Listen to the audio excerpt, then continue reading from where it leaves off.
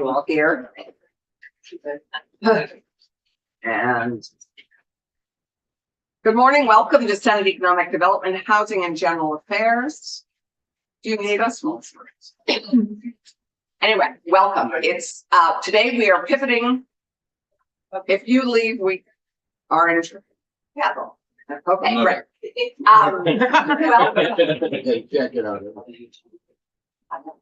Welcome. Today we're pivoting to labor, and we have 3 labor drafts in front of us. Not all of these measures are going to make it through before crossover. Several of them clearly are going to need more time and more work.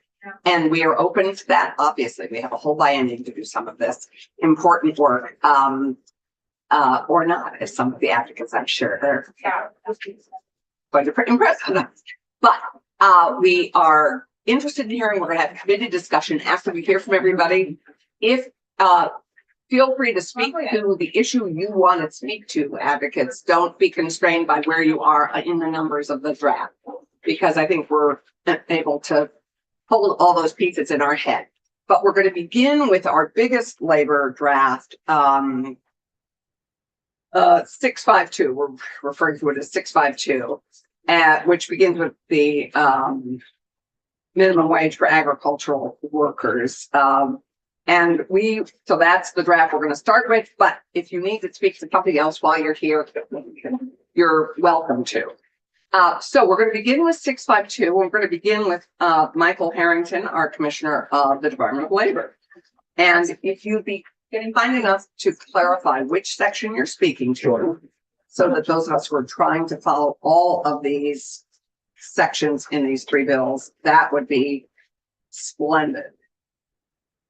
Great. For the record, Michael Harrington, Commissioner of the Department of Labor. With me today, if we get into some of the details that the committee has, I have our Deputy Commissioner, Kendall Smith, here, as well as our Director of Workers' Compensation and Safety, Dirk Anderson, to my right. So I think overall, you should have either in front of you or online a memo that the department sent just this morning. So if you don't have it yet, it is Yes.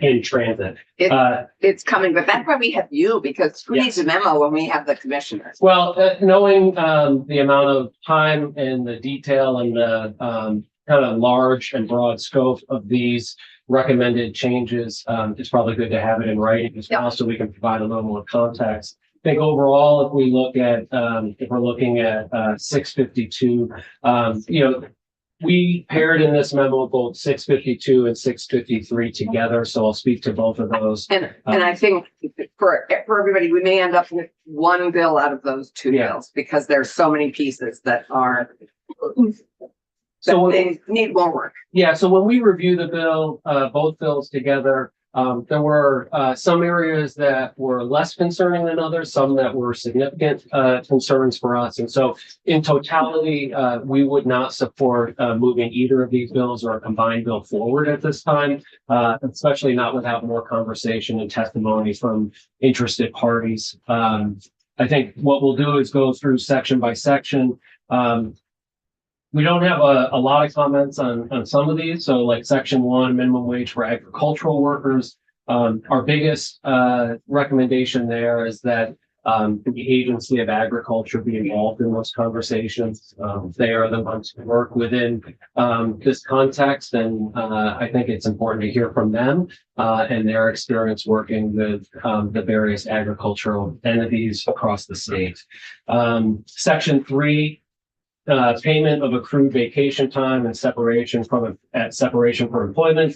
We share the concerns of other witnesses on how to account for scenarios of businesses that offer limited or combined time off. So I think there's more conversation that needs to be had, because not every employer has a very clear vacation or accrued leave policy. All right, some have unlimited leave and others have combined paid time off. And so without clarity around that, I think it becomes a bit of a quagmire when trying to implement something like this. I think also from the department's perspective, there are a couple other impacts that I think need to be considered.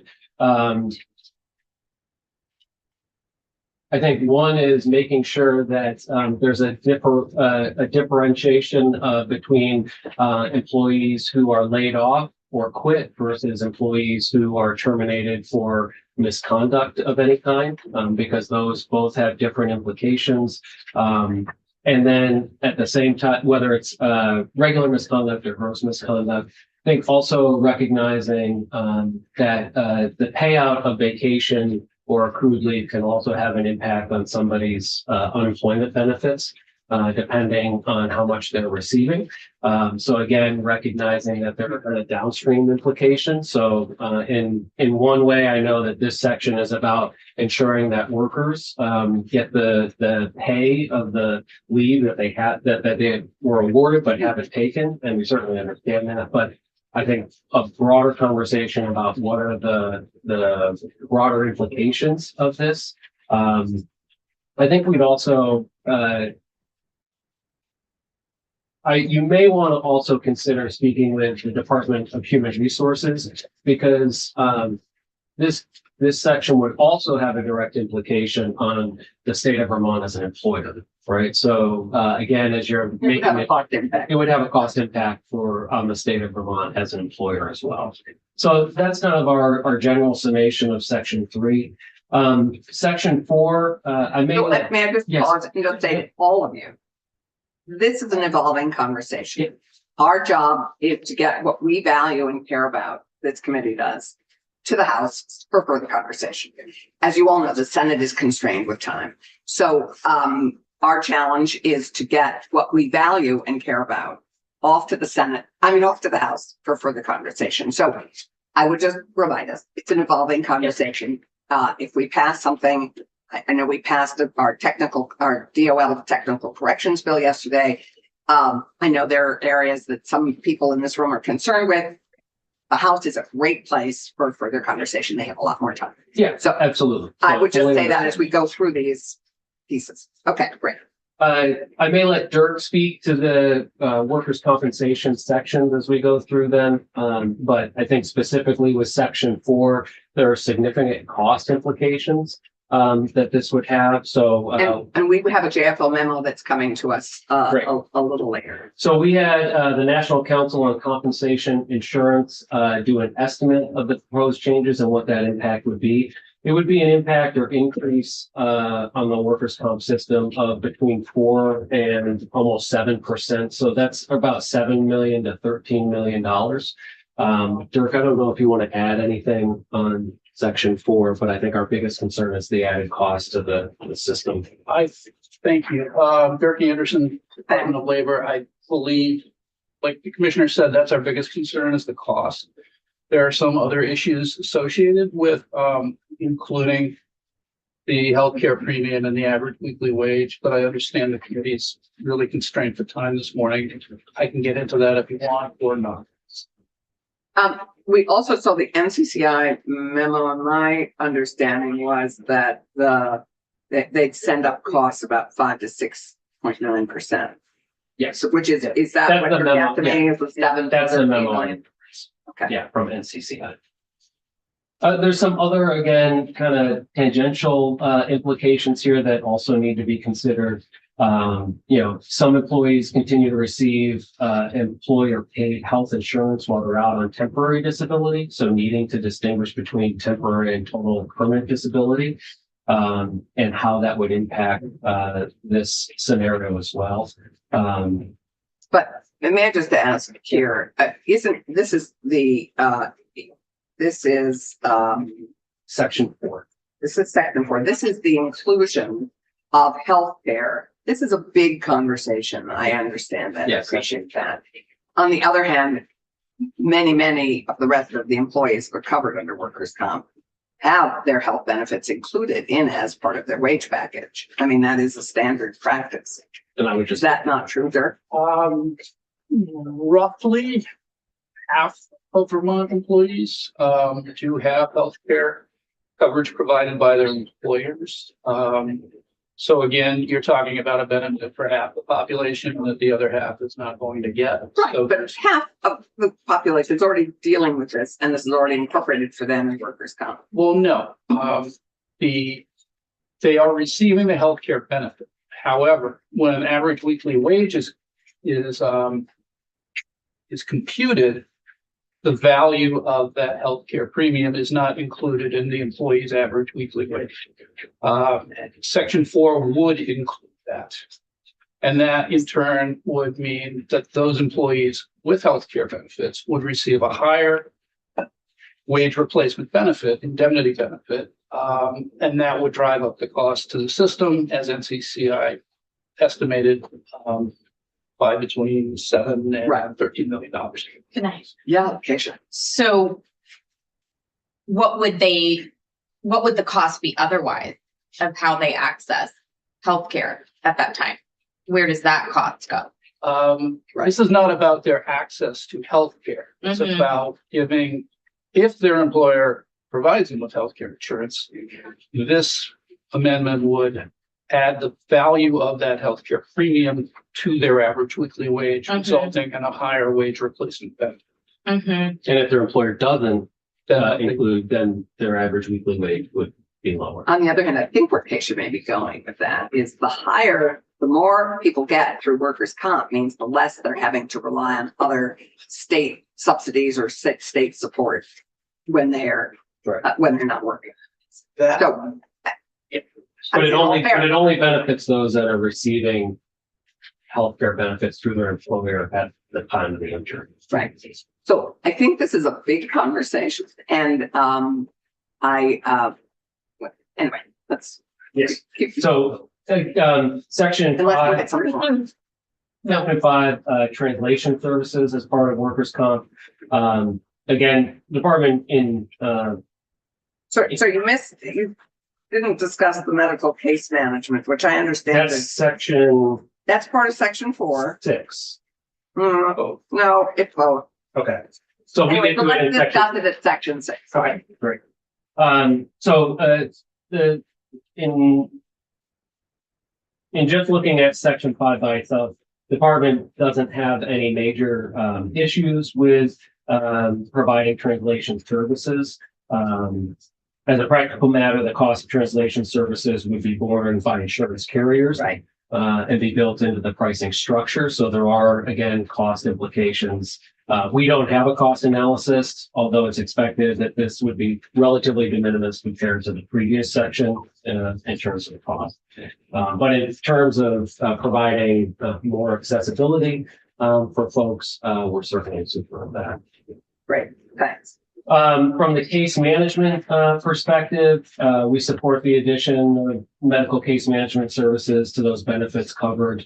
Medical case management services are already widely used by insurance carriers in certain circumstances.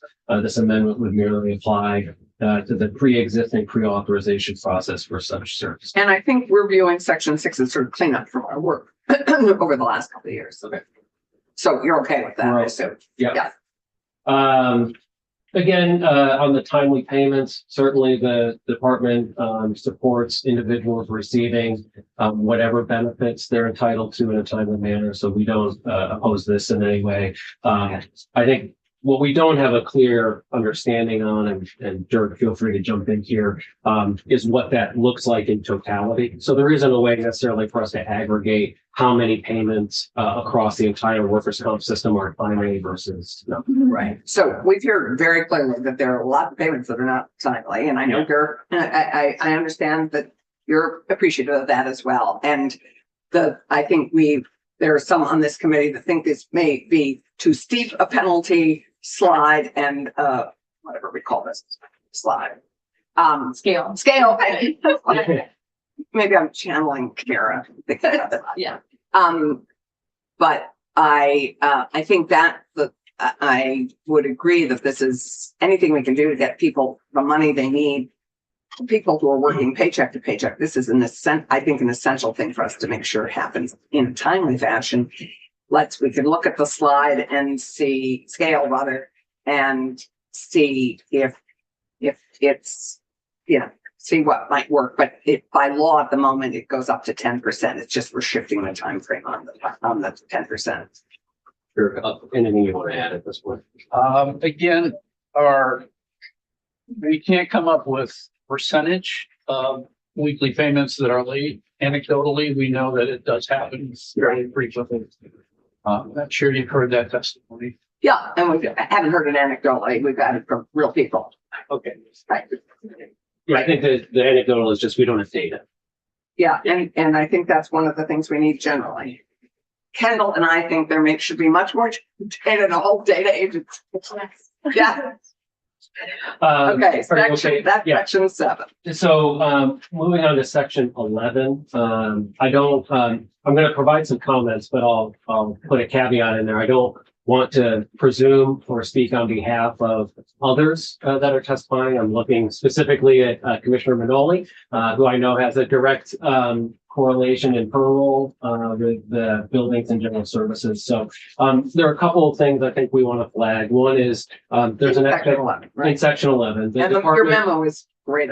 Yeah. Great, yeah, so the Department of Labor, when we have to do the calculation, there's in this section, a requirement that we would be pulling information from various collective bargaining agreements. Those aren't outlined, and there isn't necessarily a way for us to know in totality what collective bargaining agreements are out there, either by industry, organization, or by locality. So again, that creates a substantial challenge for us in this area when we want Matt Barowitz and our Labor Market Information Division to do the calculation and take into account existing collective bargaining agreements. So there's some logistical issues or concerns in that area because there isn't necessarily a method currently for having those accessible for us. I think the other things I want to point out, having had experience through our role at the department and working with buildings and general services, anything that creates additional strain or requirements on contractors has an adverse effect in the number of contractors that want to do business with the state of Vermont. And so I do think that is a concern. There is the potential that this would not only increase construction costs, but it would increase the administrative burden on construction providers, contractors. And so again, we may be creating a scenario where it has a very meaningful and negative impact on the state's ability to do its business with contractors. Thank you. I appreciate your concern about prevailing wage. Again, I think this is a big conversation. However, section G is an area I think we could actually act on, because I know how you feel about misclassification as much as I feel about misclassification. So anything we can do to rein in misclassification is something I actually care a lot about. Yeah, and So I would love to have your feeling on section G. Great. Probably, I don't have the time to follow up with you. What is Yeah. section G?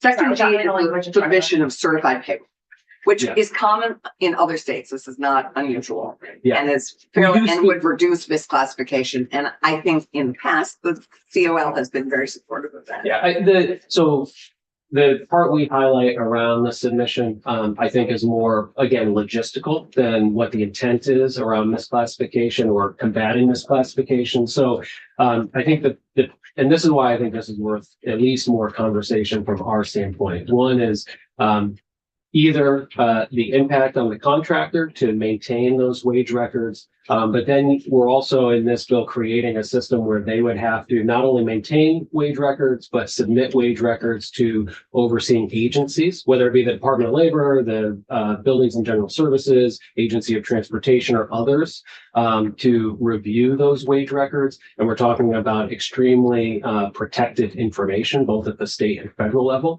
So then you also have to have methods for how do you transmit that data, how do you store that data, and then how do you get rid of or terminate that data when you're no longer It using it. hardly seems a hardship, quite honestly, for the companies of this scale that are paying taxes on all those individuals. I mean, so I think a lot of, anyway. Not only that, but I'm sure there are models in other states. Because for it's how to common. know. But it's a challenge right now. And again, I'm not speaking and I don't want to speak on behalf of Commissioner Manoli, but it is a challenge right now getting contractors who want to do work in Vermont. And so the more difficult we make it, the less likely they are to want to participate.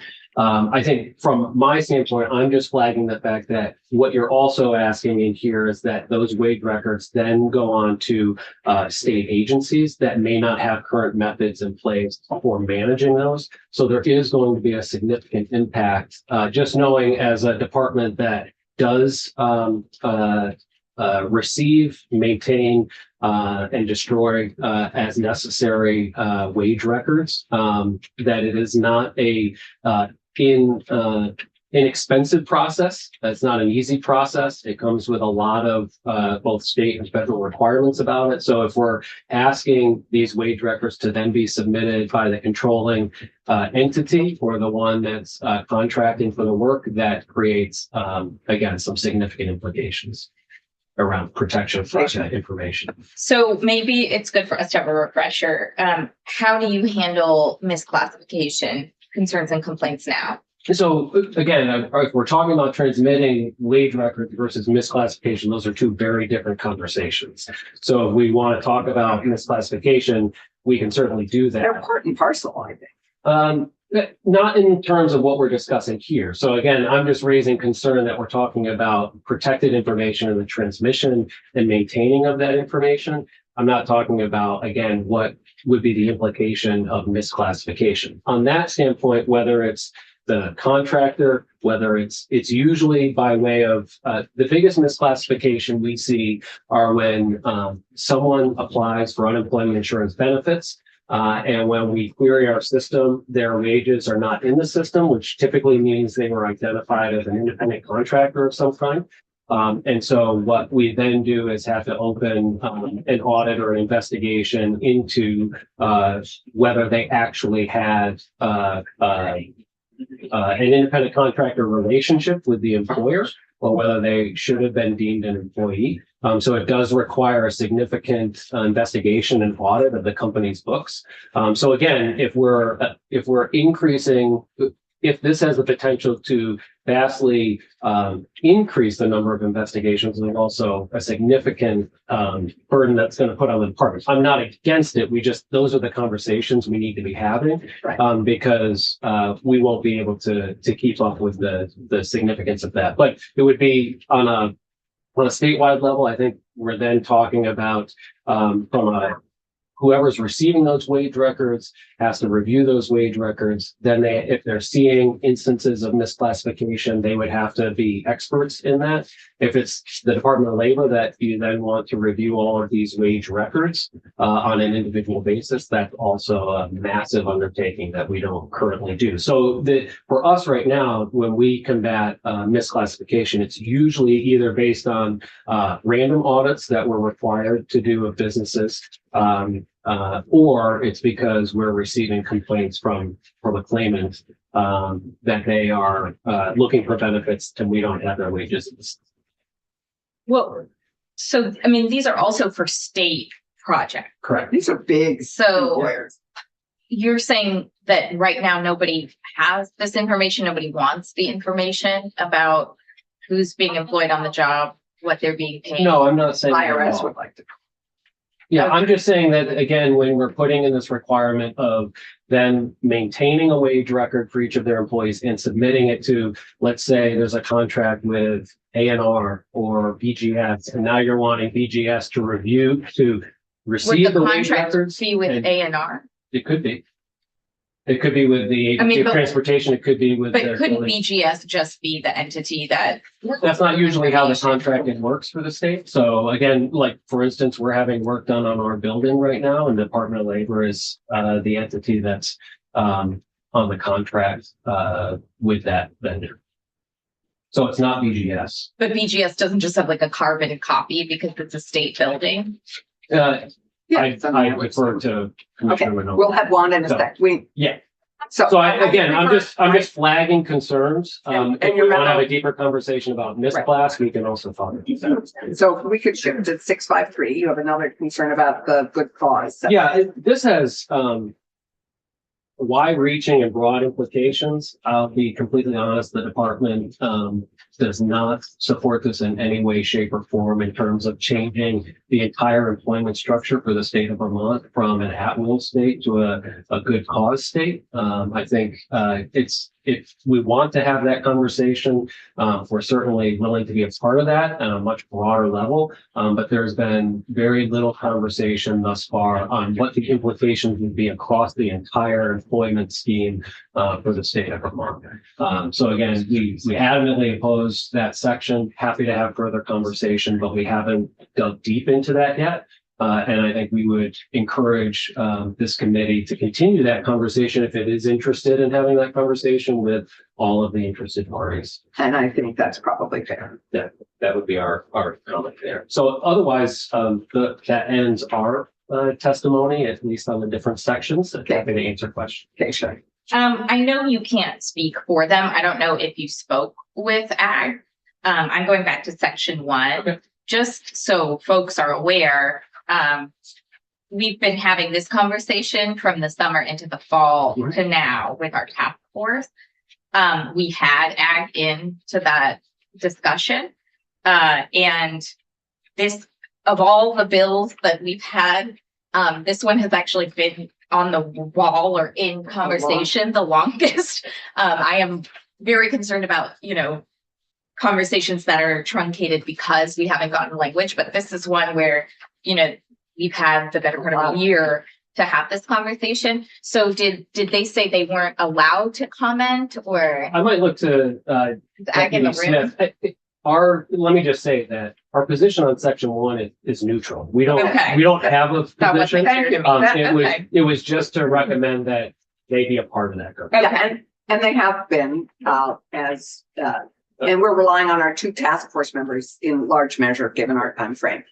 We also, I think, like to be consistent, and we have in one bill gotten rid of a sub-minimum wage, and it is really of great concern to us that so many of our treasured ag workers are earning less than minimum wage for the work that they do, and that we are all dependent on. So I think this is I think something that we can work on, I hope, this year. But thank you, Michael, very much. You haven't I have one more. I have one more question on section 3. We were like moving really fast. Yes. Sorry. It's okay. It's probably for the best. I think what has happened in this area of the law is that, benefits have evolved in a way that meets, millennial needs for flexibility or work-life balance, whatever. And then, so we've said combined time off, unlimited time off, whatever it is. And that has had real world implications that are sometimes negative for people. That just kind of means you're working all the time, or you are expected not to take that time off. And I really think we might be seeing a trend where people are just not getting the cash value of a lot of that time off, and maybe not the personal quality of life benefit of that time off. So, I feel like this is part of responding to an evolving situation, not just saying, oh, some businesses do it this way, they're doing it that way. But that's why we're starting to hear employees say, I don't feel now like I'm getting any time off unless I have a true emergency, So I just feel strongly about this one from a constituent. And I think the better approach would be that businesses have a policy that says you have unlimited time off. But if I don't even know what we do about unlimited time off, honestly. I think people deserve some measure in a policy of a business of what they can expect if they are working every day and then are separated from their employment, how to access the cash value of that benefit. So I'll say too, we were not opposed to section 3. Okay. I think again, we're relatively neutral on that. We agree that if someone has earned the time in a way, they should receive it. I think all we did was flag, there are a couple of questions. And so maybe those are questions we continue on the how.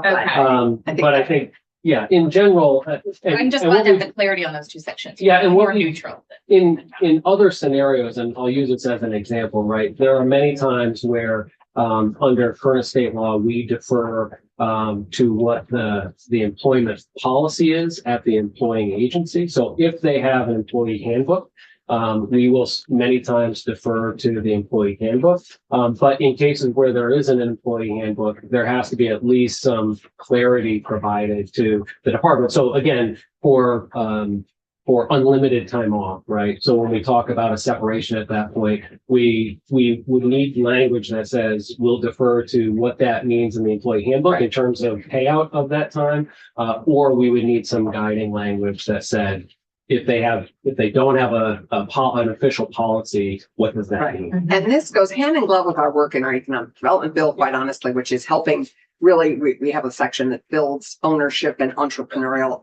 new business training for owners. And this, all of the building resources for our small businesses so that they have these kinds of policies in place. It's really important. So I think some of our work is going hand in glove here. Dirk, do you have anything else to add? Because we need to move I on. do not. Okay, great. And you know how to reach us. Okay, great. Thank you, everyone. Thank you so much. Appreciate it. I think we're going to turn to Wanda. Wanda, you're right behind me. Would you like me to go? I love the fact you have my bag.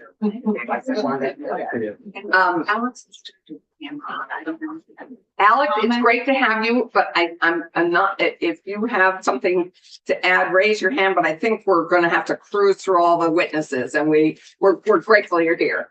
No problem. Here to listen. Great. Thanks. So Wanda, welcome. Good morning, Madam Chair and members of the committee. Wanda Manoli, Commissioner of Buildings and General Services. I'm working, just so the committee knows, from draft 1.2. I just recently received a copy of it. I'm going to just I'm not going to repeat what Commissioner Harrington said. I may highlight specifically some of those areas. It's possible, because I heard you mention that you were working from a few drafts, that you may have changed sections. So just have me move on. One draft on this. Okay. Bill. We have 3 different drafts of different bills. Okay. But they all, this is the only draft we have Okay. on this issue. Thank you. Fair enough. Part of my process, and when I first see a bill, I just want the committee to know, is I immediately start reading the bill to look at the impact on the department, on our processes, as well as the suppliers that utilize the state and come through the contracting process. So I think that's where I'm going to focus. I am pleased to hear that you are doing, I think, a fiscal note or an analysis from Patrick JFO, because we have done this in the past. This bill, in the sections that I'm going to refer to, does have a direct impact on the capital construction bill and the cost, which I believe is going to potentially be an increase. So I'll be excited to see that. The first area, if you give me a moment, I have it folded, that I want to refer to in the bill. Section 11. I wanted to speak to the collection of the information, which is section G. Just give me It's I think section G of 11. of 11. All right, so we'll just go to section It's- 11. How's that? It's on page, just for your help, it's on page I'm gonna 17. I'm gonna start on page 16. Okay. great. On line 4, there's a mention about the collective bargaining agreements that exist in the immediate locality with prevailing wage. So I quickly looked at that, and I think it's important for the committee to know, when we bid out projects, we do it in multiple different manners. We may use a construction management, we may use design bid, we may do a standard bid. We also have retainer contracts that can go up to $750,000. And these, so when they're bidding on a document or they're bidding on one of our projects, it is going to be so difficult for the industry, in my opinion, to determine where their workforce is coming from. So if you use a construction management methodology, you may be bidding on the whole project in its totality, best cost, what you know. But if you get that award, then you start going out and getting your subcontractors. If those individuals are coming from other states or other states, how do you evaluate what that rate is going to be? So I don't know if the outcome is we're going to see an inflation on our bids. and if we're going to, see change orders, or if contractors just are not going to be able to manage through this process, and truly will they bid. One of the things that we're experiencing at BGS, and I've only been there since October, is we're not getting as many responses to our bids. And part of my concern and evaluation is our estimation so off right now in comparison to what's really happening outside in the industry. So it's, no, just ask a question on that. You can ask Are any you- question you like. For the contractors you have used in the past who aren't bidding on things, have you actually reached out to them and asked why? Actually, I have. And, I've done, some roundtable discussions with the AGC, and some of that industry. And, and the immediate findings, is our timing and our cost estimation. And Vermont businesses, as you know, we all live in this great state. If we are saying we're putting a project out to bid in April, they try to determine their workforce. So in the fall, they're trying to look at our list of work and what's coming. So they have to set themselves up to be successful. Do they keep employees on? Because is there work to get them through to April when these projects are coming? If we delay putting that project out, or if we don't get all of the money, maybe through the capital bill and the phase approach doesn't work, then they're not investing in bidding because it's expensive. It's expensive for a contractor to put a bid together, to respond to us. And so having that impact on those businesses and adding more, my immediate read is I could just be simply concerned. I don't know what the outcome is going to be. I don't even know how to evaluate this particular section, in the bill. Are you having this broader conversation in the institutions committee right now? I have spoken to the committee about this. Okay. Yes, Okay. and I did that when I did our introduction and in general, but then we start moving right to the capital bill and Yeah. start getting into the I mean, project. I hear that committee needs things to do. And this feels, you know. I don't know if they'd agree with you. Right. Well, Uh, I've been a little busy. Oh, on the Senate side, I was, Yeah. I was in the Oh, House. okay, yeah, In the yeah, House. we have a new committee Yes. and they're figuring out their charge and, I'm hearing a lot of much bigger things that intrigue me, like, are you seeing all of the building, contracts that come into the state? Are they going straight to ag or ANR or Department of Labor? Let's say you were working with a particular company that could do multiple projects, but you're not even aware of them as they're going out to bid. Is that true? So first of all contracts come through buildings and general Okay, services. 'cause So that- you may procurement refer- contracting yeah. is that. Okay. Some entities. the Did I money- misunderstand what was So said what I before? think, no, I think what Okay. the piece that was missing, I think you Mhm. understood it, is that the money may be appropriated Mhm. to a specific department. When it's appropriated to a department, they oversee the project. When it's appropriate, but we still do the contracting. Okay, When it's appropriated to us, we not only do the contracting, but we oversee the construction project.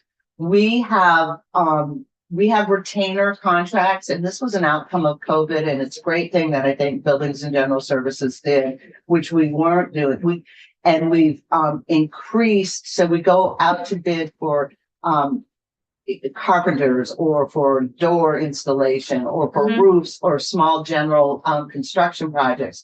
And we have a list, an existing list, and their contract is good for 2 years, and they're retaining contracts. So what we can do is we can reach out to those individuals that have these and say, we have this project, so we can keep work going, be more efficient with the process.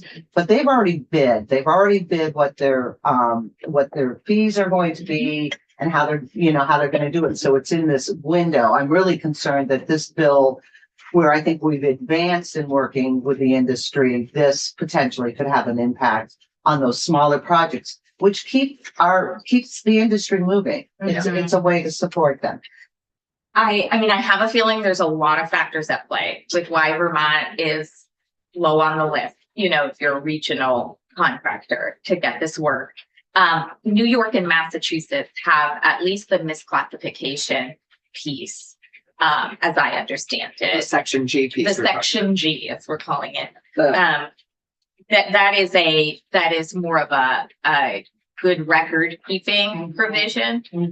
If I understand that we might not get to a good enough fiscal impact estimate on the larger prevailing wage question. I think what you're hearing is that there's particular interest in looking at the record keeping piece to better understand who in the state with major state projects has wage records, how we securely, have them on hand for the duration of a project, for example. That does seem to be standard in some other states around us. Can we go to that piece? Yeah. We certainly can. And so what I want, first of all, I'm not familiar with New York or Massachusetts. Okay. I think that Commissioner Harrington spoke to, there is a process to evaluate this somewhat in place. When I look at this language, I immediately go, oh my gosh, I don't even know how to manage this. I don't even know what to do with this information. How do I protect this information? Because the language says you're going to mail it weekly or you're going to send it email and I'm going to store it with the contract. What does that look like? What does that mean? What do I do with the information? I have I don't know how I could deliver this section to the committee. And I always say, and what's the outcome? What do you want to accomplish with this language? Mhm. And again, reading this draft, Mhm. being fairly new in the last 40 hours into this conversation, and the impact, I think that this would, I don't know what businesses would say. I don't know if you've talked to contractors. I don't know what this means to them. Mhm. There may be a full system in New York and Massachusetts where they collect this and that they manage and they protect that information. I think this opens us up for a lot of risk and vulnerability in the way that it's drafted, because as a commissioner, I cannot guarantee you that I can protect any of this information, where it's going to come in, what we're going to do with it, and who looks at it. Okay. Happily, we wouldn't have to reinvent the wheel because so many other states already do this. I mean, I think we could learn from the other states that do this. Possible, but we have not, and again, I don't, if this were to move quickly and become effective, I do not know how. Is it Moving to the House for but, further okay. conversation. I also think I don't want to reinvent any wheels. Correct. I'm not a BGS person. You're often an institution. I don't want to reinvent wheels either. Department of Labor does keep extremely sensitive information about wages and Yes. records. And we've heard from them that there might be, some cost to that. But it sounds like BGS, you don't keep a lot of sensitive data on file. Would you say that's No, we accurate? keep the contract Okay. and what comes in. And if we Okay. get public records requests, we do have to go, there are Right. still information that we have to Right. protect. But if you think, if this is a Mhm. a $60 million project. Yeah. And there are going to be multiple employees and Right. multiple contracts. Can you just imagine that Right. volume? And that's where I'm at Okay. right now. And I do not have a method, a system. I don't have Okay. staff. I don't So- even, In addition to New York and Massachusetts, this is a federal requirement as well. but I believe I can't speak for the Department of Labor, but there's a way that they file those records, and then the employer is the one who maintains those records. We put the burden or the responsibility on the contractor. And then if there's a complaint, those records become open and those are evaluated. And that's because they're the ones signing our contract, which requires them to pay prevailing wage, and the contract lays out, everything that they have to do. So that responsibility has already been put on the contractor. This is adding, again, what information do we want? Because we're adding duplicative record keeping, I believe, in some scenarios with this. I'm not sure that. Well, and that again, I'm reading the bill and I'm looking Yeah. at it from what are you asking me Yeah. to do and how's it impacting the contractors? And I'm concerned. Thomas. So I'm definitely not comfortable moving at a pace that the administration and the people working in these roles are moving at. My question is there a way that we can get this conversation to get more of those answers to those questions that you have? I love reports, work studies, but would a report from the commission between now and January with an idea of what this would take? So you could do some benchmarking with other states so that we could come back in the spring to have better ideas about how Vermont could emulate our peers? Well, I mean, I would say yes to some of that. Not that reports are my favorite, but I'm sitting here running a department that does a lot of work and I can't compare. I don't have the information from the other states. I don't know if they're using a system, what their methodology is. I think it's a partnership with, I think we need to consult with industry. I think it's a partnership with the Department of Labor. Again, if you have a goal and an outcome that you want to get, we need to, what is reasonable? What is efficient? What makes sense? How do we look at that? I think, and again, I don't know what the burden is on the industry, and I really think you should also talk to them We're about going to that. hear from them. I guess I just say, because I don't want to keep going, this sounds like a much bigger question that does give me pause and give me some level of concern about how we do state contracting for major projects and millions of dollars. I'm not laying this at your feet, but from what I'm hearing, there are lots of different places where things live and there are questions and concerns about record keeping. And I'm not understanding. I mean, I think this could help. My biggest concern with this section and in general, from what I'm hearing, is that we are trying to give contractors certainty. We are trying to have, really strong, transparent practices with state dollars. And what I'm hearing is that's a hardship for our agencies. Yeah, right now. that is not my intent. Okay. Senator, first of all, our contracting division is very solid and the record keeping there is very clear and the processes and the documents. And it's private. And, held, or it's public information. it's public information. Okay. Once a contract's been issued, and then there's certain guidelines, obviously, around that proprietary and other things, Okay. but our bidding process is public. Right. Our bidding, we do sole sources occasionally. Mhm. We have done well, I think, on all of our audits. And so it is a very, procurement has best practices and very specific guidelines. And the Department of Buildings and General Services complies with all of those, and the contractors do. And I think, experiencing going through a bidding process, and what they have to do to respond to it, it's very detailed. So I'm very comfortable and confident that our records are there and they're well maintained and they're retained. This is specific to wages.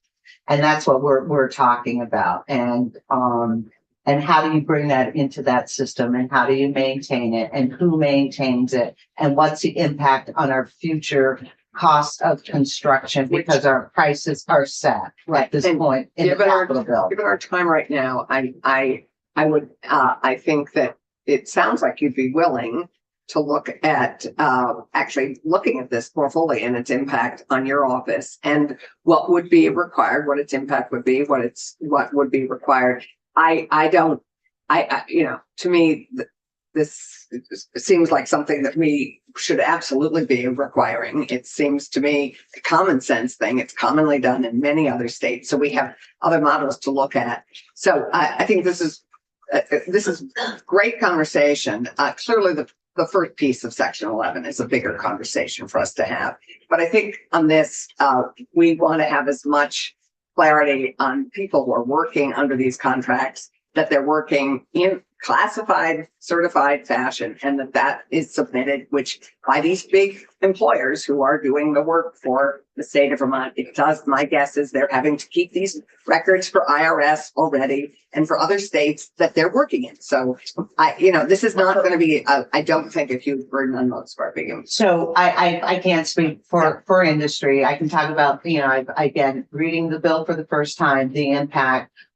You're asking me if I can do this, and I don't have enough information to say how I would deliver this, what it would look like, what the outcome would be, Right. because we don't know. And so the time frame on this, I don't recall what our time frame is on the implementation of this. And I think it's scheduled for July 1. There is a conceivable time frame on this that we could do as well in terms of its implementation. So thank you, Wanda. Thank you. Thank you. More to No follow. question whether or not we want to do it at all. That's a discussion for the Well, committee. and as we transition, I think from government, it seems like unless Yes, we're moving to to the industry. Before we leave the government piece, we keep hearing, we need to figure out why we're doing this. At bottom, I think it really needs to be underscored so that people make good and fair wages for working on state contracts. We actually heard about a state house project where, Yes. someone was concerned that they weren't making good and fair wages or had consistency in their work. So I feel better if state government is a model employer and that we are aware that. I think the question though, obviously is what is a good and fair wage in Vermont? But The second question is, I know we've heard this discussion that a lot of other states are doing this, but are they doing it well? We've looked at a lot of things that other states are doing and they're doing horribly. So maybe we need to have a longer conversation, but I just want to make sure we're clear. This isn't just so we have more records to swim in state government. This is because this has been a tool that other states and the federal government have used to make sure that their values are actually lived out in the direct projects that they have involvement with. Right. We're not asking. This is, as I said, is a much longer conversation than trying to rush through something here Sure, just before crossing. sure, Which I would not think that's fair. okay, Matt, you're on deck. Well, thanks for having me. Good morning, committee. I'm Matt Musgrave with the Associated Builders and Contractors of New Hampshire, Vermont. I appreciate the opportunity to come before the committee and talk about your labor bills. I've got two here in particular that I'll bring up, but I think you all know who I am. But for people out there in cyberspace, ABC is a trade association that represents commercial construction companies and all of the moving parts inside of those buildings and projects that they work on. We do a lot of work with state agencies as well as we do a lot of work in the public sector. We have, companies in the area like PC, DEW, HP Cummings. They do work all the way up and down the East Coast, and they're winning awards for things like being employee-owned companies, taking care of their staff, and paying them above, way beyond some of these prevailing wages that we're talking about today. So I did want to just come in and address some of these things here. I don't think that I have the time to answer all the questions that I've heard over the last hour come up. So I'm certainly ready to go over to the House, maybe a little bit more time there, maybe a little bit more time next year. But I think there are some pretty big implications that we'd like to bring up. The first one is in 652. I didn't plan to come in and talk about the record keeping piece, but I will briefly just bring that up. This process already exists within the Davis-Bacon reporting. Right. A little bit different than you have it laid out here in that they're not doing weekly reports. They're actually doing a wage summary at the end when they hand in their packet. Maybe Judy can explain a little more in detail about that process, but they actually do submit those wages. And then the Davis-Bacon system actually does the statewide national survey once every 3 to 5 years. And that's where they actually determine what those wages are to go forward. And that's what ends up on our Davis-Bacon survey here. So that is happening already. I will say that it's not the silver bullet to dealing with this classification that we might think it is. Having worked in the construction industry for pretty close to 8 years now, I've never heard of a misclassification that's happened with an AOT project for the reasons that you're explaining. So if there is evidence of that, it'd be new for me to find that. And in fact, we did work a couple of years ago on a misclassification bill, which actually expanded authority over to the Attorney General's office if the Department of Labor was unable or unwilling to take that case on, and they gave a little bit more rights to the afflicted individual and or people that would represent them on their complaints. So we have gone a long way on that. And I can tell you from industry perspective, we take it at, a very high level of seriousness, the way that we treat and pay and take care of our staff that are out there. So the other part of the bill, I think So can we stay there for a second? Yeah. On that piece, you're saying that it would create an undue additional burden that your members don't face in New York, Massachusetts, and other places that. No, that's not what Okay. I'm saying. What I'm saying is the way that you have that section laid out with the weekly reports and the data, there might be an easier way to do that than Okay. calling Wanda once a week. Yeah. You know, I enjoy speaking with Wanda, but I know she's very busy. Mhm. So maybe, you know, the further conversation that we have on Okay. this, and this may go to my other somewhat challenge with 652. If you do actually just find a way that's reasonable to do that some type of reporting, then we will have a very accurate wage standard in Vermont that we can work with. Currently under the prevailing wage, they're required to, and the addendums to their contracts require that they're attesting to keep those records and that they are auditable by the agency if that question was to ever arise.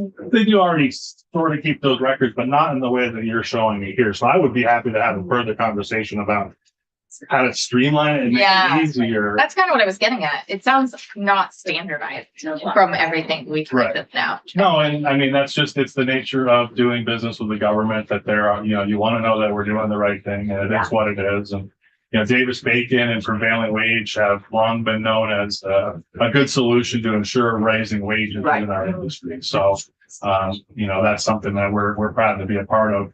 The other part of 652 that we just have a challenge with is the change of the prevailing wage statute. We actually don't think there's anything wrong with the prevailing wage statute. We believe it's working the way it should be. It's based on numbers that are actually being paid here in the state of Vermont.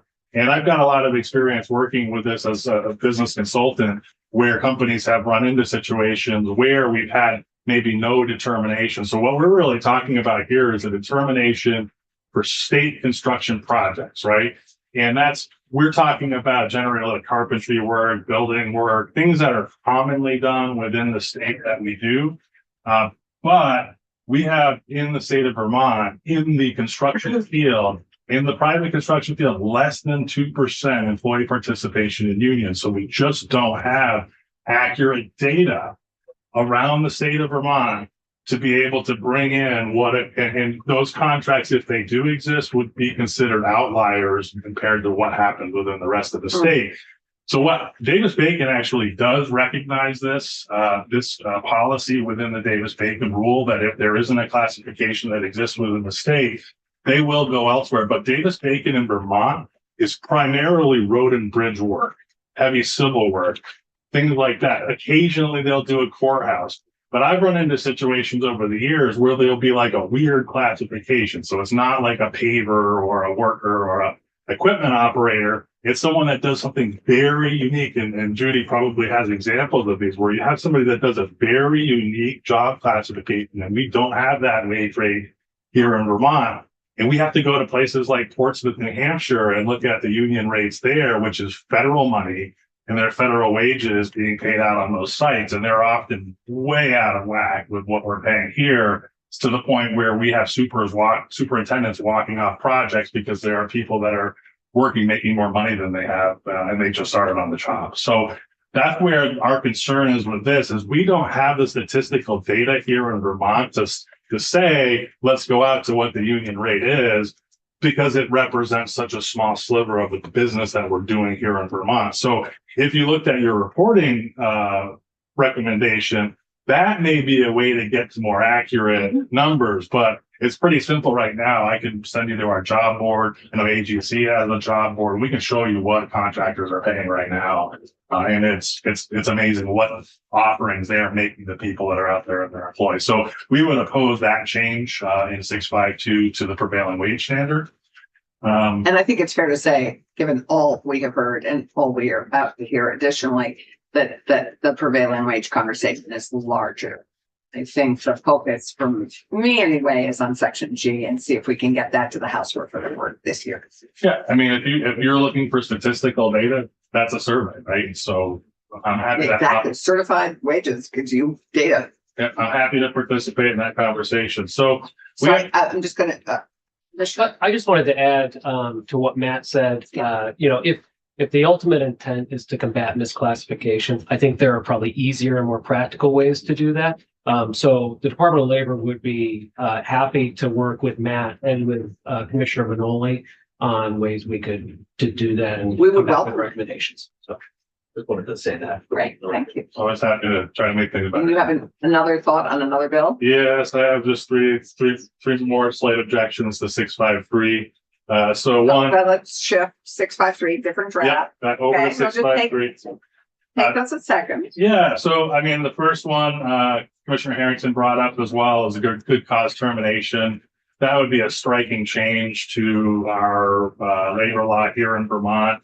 It kind of flies in the face of years and years of negotiation that we've had over on employment practices. Our unemployment law is in fact set up for those situations where someone didn't have that just cause. So currently in today's marketplace, if I can terminate someone with cause and I say, Mr. Musgrave, I'm letting you go because you didn't show up on time for work today and we lost the job because of you, I'm letting you go. That's a legitimate business reason for me going.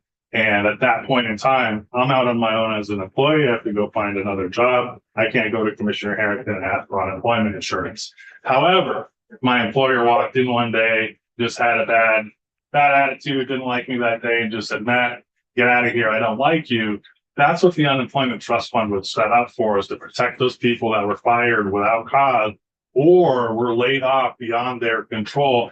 And in fact, there were some other expansions during COVID that I believe that we made as well to that. We did. So that's really what that system is set up for. And there is also a huge dowry of money that exists. I believe that trust fund is around $600 million right now. And through our negotiations after I the don't think so. Where is it? Well, at pre-pandemic, it was at like 520. Now it's at 350. oh, you got to raise money faster. Yeah. So no. So thank you, Mr. Harrington.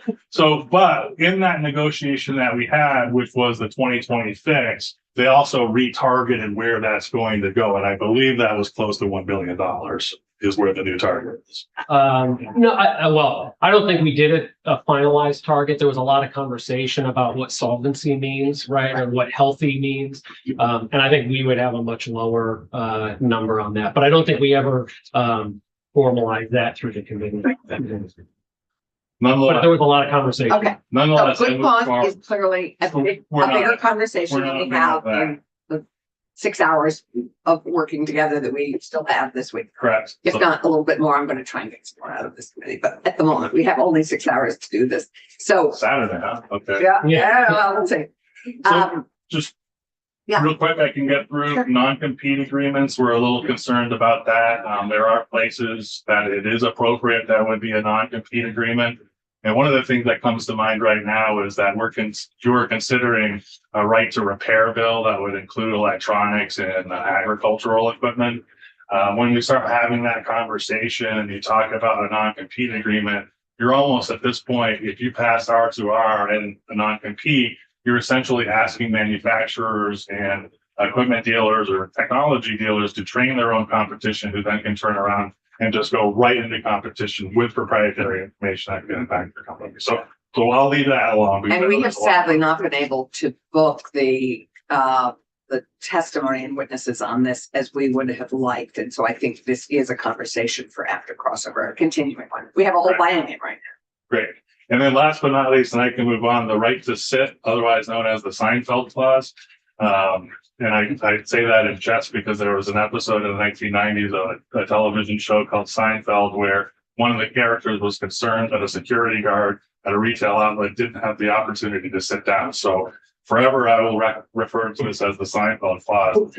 So the right to sit is important, and Vermont's law is very specific that employers must allow time for employees to take breaks for food, rest, and or restroom breaks. So that's very clear in the law today. And on the other side of that, I think what we're trying to accomplish with this policy per se is trying to keep people safe so that they're not becoming injured, so that they're not being hurt by their employers.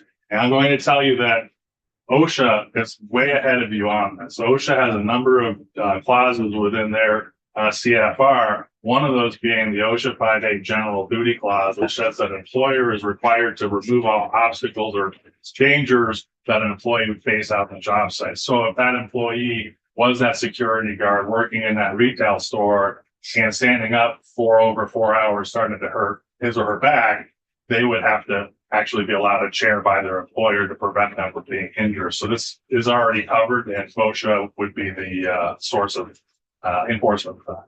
So we would not support that in the bill. I guess so. If it's already covered, is there a problem you see with enumerating that, right? That's often what people ask us to do is when something's buried in OSHA law, you know, it's not as obvious to folks. And this was a constituent request, you know, which we try to really fully flesh out. And a lot of people will ask us to enumerate rights because that's more of a common way to understand, you know, our laws. So I guess where my concern and challenge to that would be is, yes, I understand that people want to see something enumerated, but let's start defining terms, because all of a sudden this very short little clause becomes a much larger term. Now, who is required to provide a chair?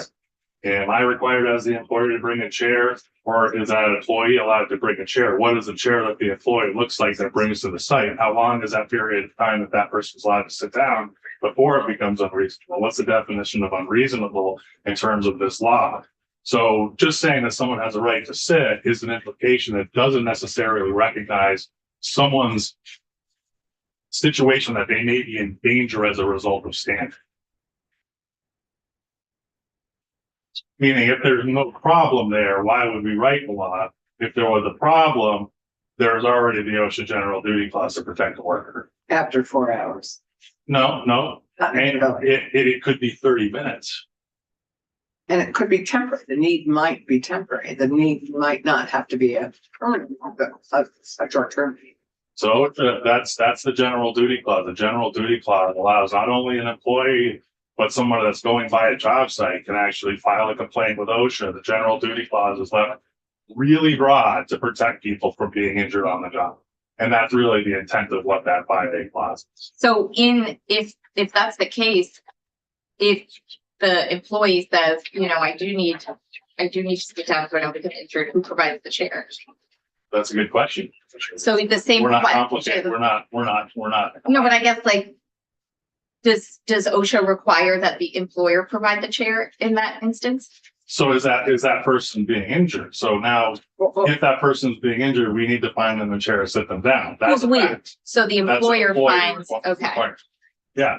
So just like if I was to require you to go to a situation that you would require some sort of protection or a personal protective equipment, like a hard hat or a vest or goggles, Mhm. that's employer required. So But we don't I have think the a question's law. answered that, right? Right, which means we would need to write the law. But there's not new questions that arise if you enumerate the right to sit. I believe Those that- questions are answered under OSHA. You're Well- thinking it's underscoring that's not necessary is what I think. I think hear you're you. underscoring it and you're providing an opportunity for, now it's just you're bringing an attorney into the situation on this. And I don't think that that's something that. Aren't yeah, attorneys involved in OSHA? All the time. Well, they have inspectors that are not necessarily attorneys. And then when you get a complaint filed to OSHA, then you go and deal with the OSHA director. And I don't know his status as an attorney or I not. feel like I'm at risk of like becoming the You're right. Seinfeld character, which is a show I Either did way. not tend to watch, but like I'm having trouble understanding why the right to sit is threatening folks. And I actually think it could take an attorney out of the situation Yes. because someone could like just be saying, I have this right, so I'm gonna sit down now. I brought my own little camp chair. I'll just leave it. We don't. support Okay, I got that. We're clear on that, but I have Dirk, who I think has some input on this. We should point out that Dirk is not only the director, but he is the former general counsel for the Department of Labor Right. as well. And for both, are you responsible for VOSHA? I'm director of He is. occupational safety. and health. Okay, yay. He is a huge resource at this moment. So Dirk, fill us in. Okay, Dirk Anderson, Department of Labor.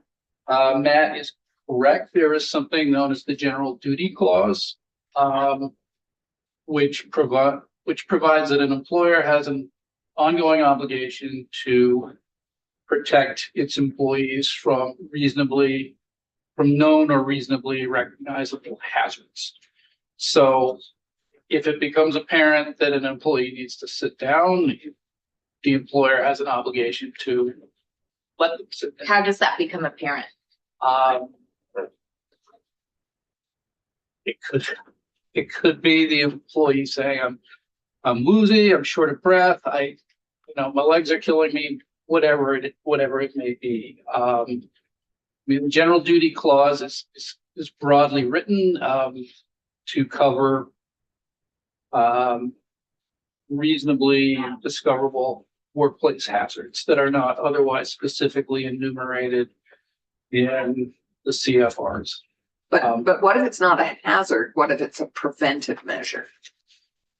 I mean, because I would assume that the right to sit was something that wasn't necessarily a hazard in the workplace. It was a prevention method for an individual. I'm sort of Processing thinking it. Yeah. thinking off the cuff here because I did not come prepared to discuss this, but whether an employee needs to sit down is going to be employee specific, right? It's Right. going to depend on the health. But I think what this is saying is it shouldn't be employer specific. If the employee feels they need to sit down, It should be able. they would have that right without having to say to their employer, my legs are killing me. Can I sit down? And this, I believe the bill has a provision that says unless standing is required for your job. Is that right, Sophie? Right. I mean, so, or doesn't push a hazard. Except where the work cannot properly be performed in a sitting position. So it does have an exception. Right.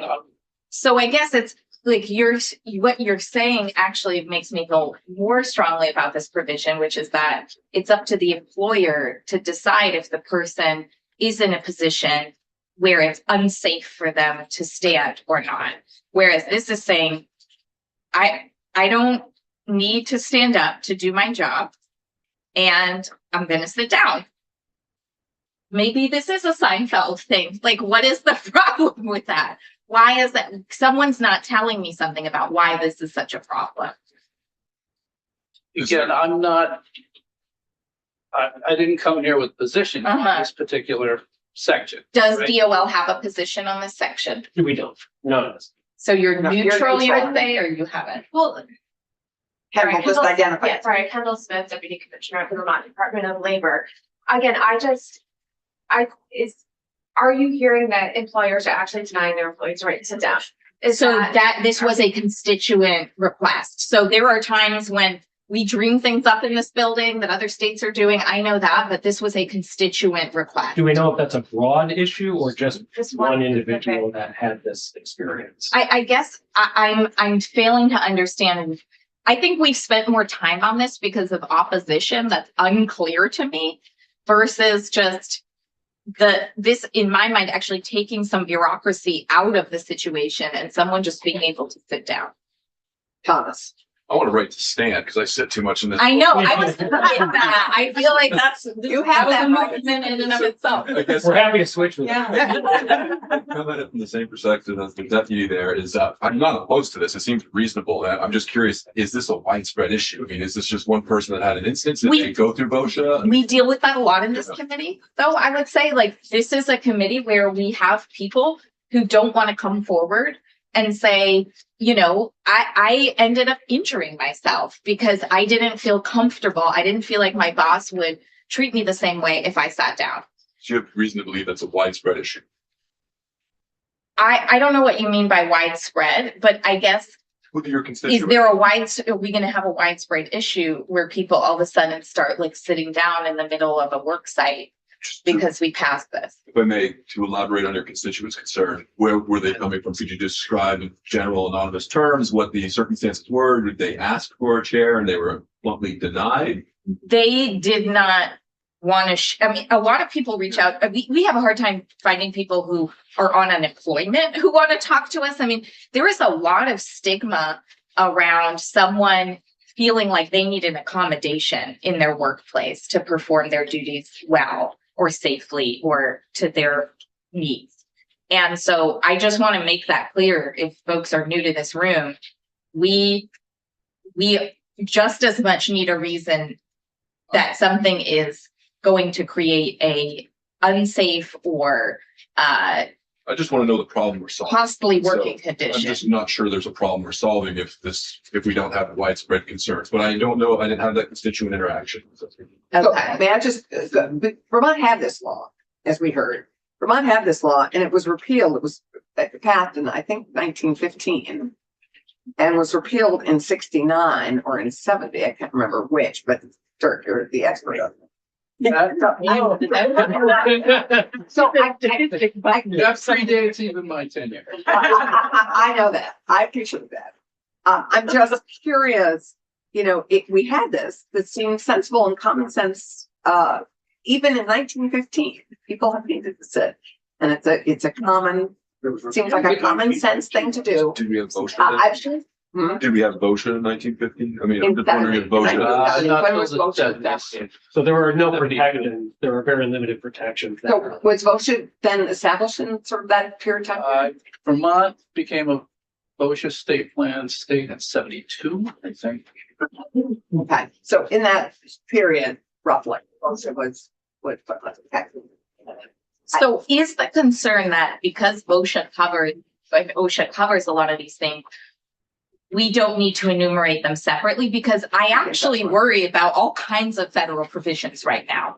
So if you're saying, hey, OSHA at bottom is, gonna help us take care of these concerns. I mean, I trust Dirk, but we could hear tomorrow that federal OSHA has been disbanded. We could hear tomorrow they've let go of half of their workers. So I'm pretty comfortable saying this is a good time to enumerate some of our rights, because otherwise OSHA is simply a rider on OSHA.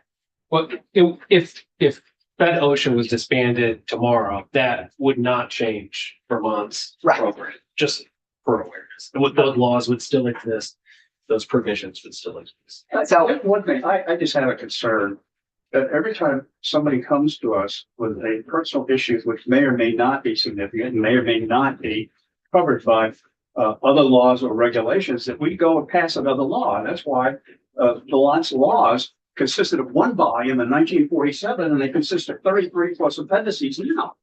Well, Pass a law for everything. I And are we dealing with a problem that really needs solving? We've got so many things to do that we're meeting early and staying late to get the things done. And we should do and recognize what's important and what's not. that is a question we ask ourselves all the time and we will here. have, And Well, we we don't had, answer it though. well, We keep coming early and staying I late. would say we had cashless transactions last year, and we all thought, wow, it's really common sense to require that you accept cash. We heard really compelling I evidence didn't from the vote for that field. either. We stopped the conversation because we heard compelling evidence from the field that we would be trying to solve a problem that doesn't exist. Right. But from everything I'm hearing, I'm not hearing a compelling reason why this right should not be enumerated. Well, again, for my- if, let's say, as you talk to the light, is there a recognition that there's some jobs that require standing in order to do the job? And that's covered in this bill. yeah, and that's already covered, and it's covered in the right. Thank you, Matt. I think we're gonna move on. We're gonna have this committee discussion. This is us conversation. Matt, I think- glad that that was the controversial part of my This does feel like a Seinfeld episode at its point. I just want to make that really clear. Yeah, I think further enumerating rights is not a big an issue. Thank you. I think we are now going to pivot to Bill, to Bill Driscoll, and then we're gonna go to Judy. So about this rate decisions. Yeah. Big C. Thanks, I appreciate that. opportunity to testify. William Driscoll, Associated Industries of Vermont, representing the manufacturing sector. I'll try to be relatively brief. You've heard a number of concerns raised about these various provisions from other business and employer stakeholders, so try not to be too redundant. I think our primary concerns with the first of several provisions of draft 652 are primarily the cost drivers that are adding to employers, particularly through payroll costs. We don't know yet the scope or the extent of cost of changing the overtime rules. But it's unclear that there's addressing a compelling need as to why that change would be made, and we would certainly want to know, have a better idea of how much that would add to payroll costs for employers before proceeding with those provisions. That's 652. It's after the minimum wage for ag workers. Will Overtime. ag It's- overtime? No, the two. So section 1 Is ag minimum wage. has the effect of ag minimum wage, but also by changing the sort of treatment of salaried employees, it has the effect of changing the direct. Section E of that. Are you talking about more broader than the piece Yes, that's broader right, than ag? right. Okay, Section, I think, section 1 kind of has right. multiple effects as I read it. And as I understand it, that I don't know if that's been discussed in here. That was a section to backstop federal Supreme Court rolling back of new overtime standards. Is Right. that right, Sophie? It never went into effect. It never went into effect. Well, the Department of Labour did enact an increase back in July of 24, and then there was another increase that was supposed to go into effect January 1 of 25.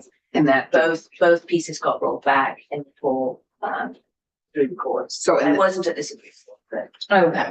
Right, and we would have supported it at the federal level either. So the position would be the same.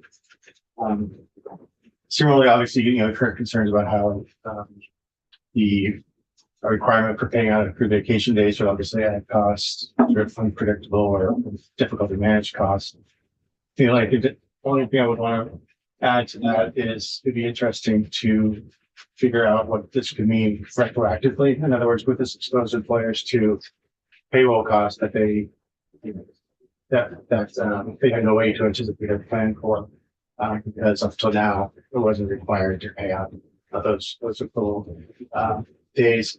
And I think, So you're saying set it going forward? won't say not We do move it. forward, I'm right? saying that the retroactivity is yet another But problem with. with the continue to vacation. deal with the rest activity.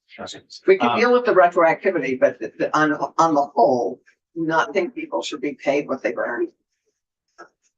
Well, if you're talking about paid vacation days, what accrual policies, things like that, those are all variables that could be very different from company to company and integration. Right. It's part of how employers and employees come to an agreement as to what compensation should be and what vacation policies should be.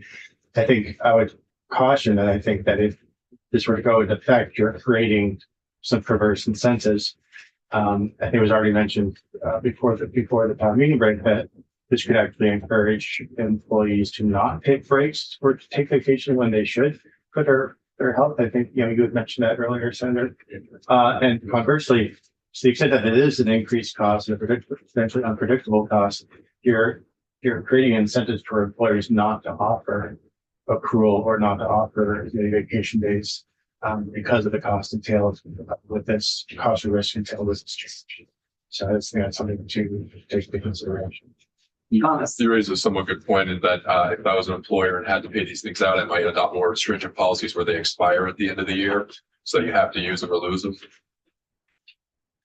I do want people to get paid for the vacation days that they accumulate, but I don't know if we can legislate that when there's no consistent reporting mechanism, and many jobs require different functions that have different flexibilities incorporated into their handbooks.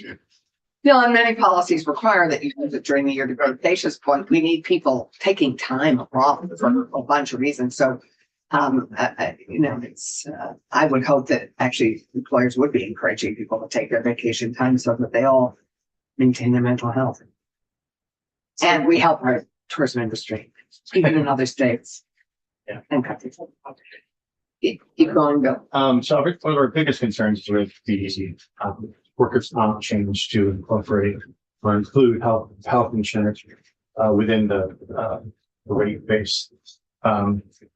There's the direct concern, obviously, of the cost that would entail.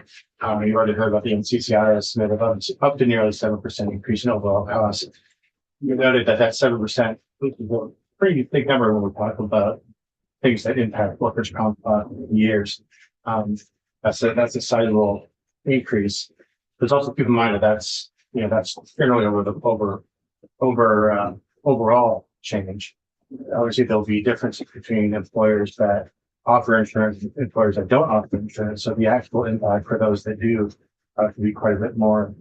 And again, you're then creating it becomes a liability, and it would create an incentive to not offer health insurance for those companies that maybe are on the edge of offering that, or looking at the value of their benefits. But we also heard that 50% of employees get health insurance, and that's included in their pay.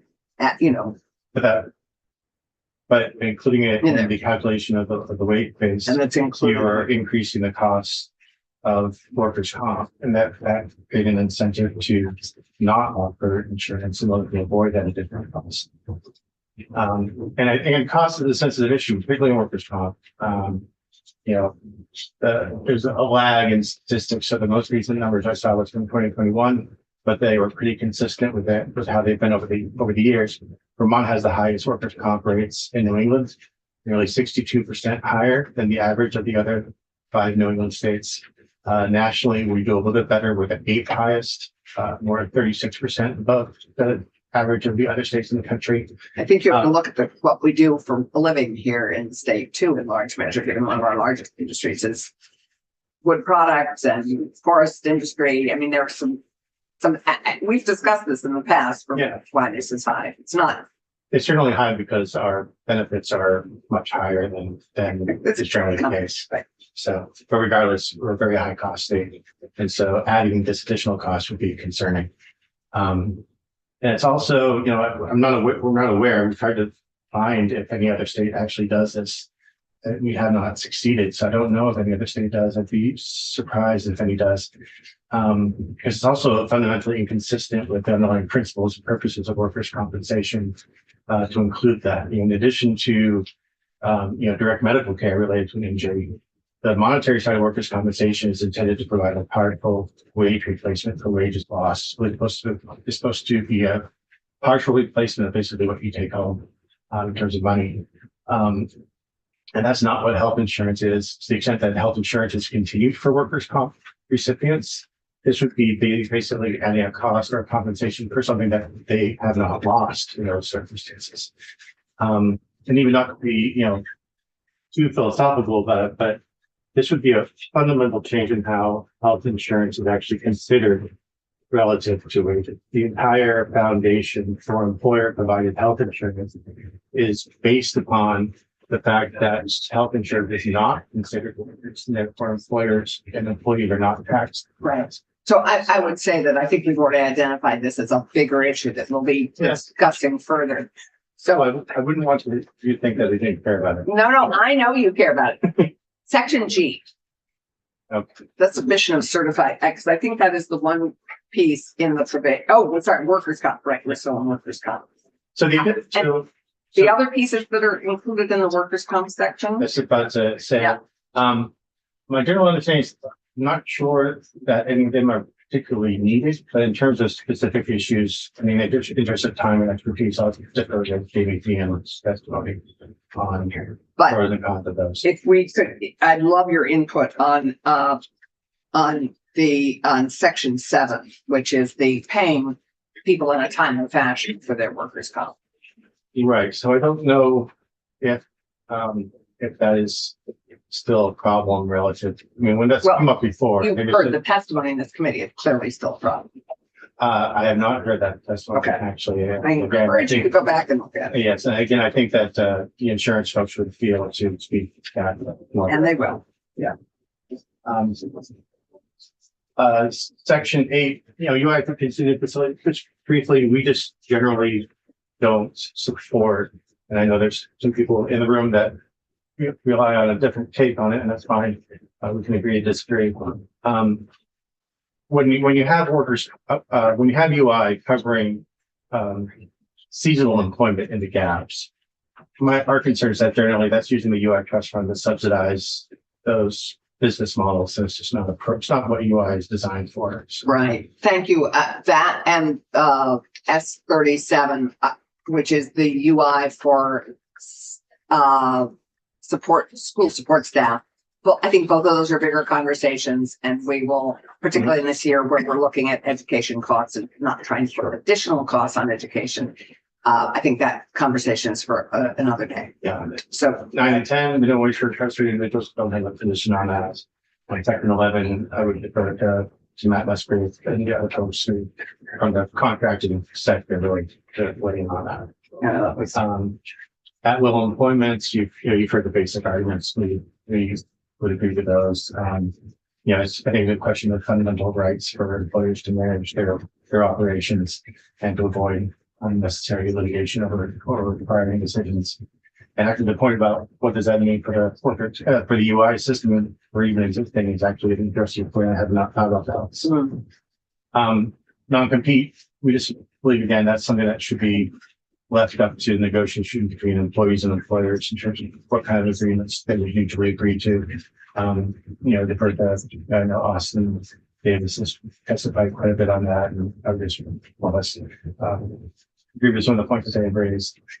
Right set, it's just for history. So yes, I never heard about this until this was introduced. So I did look into it a little bit a couple of weeks ago.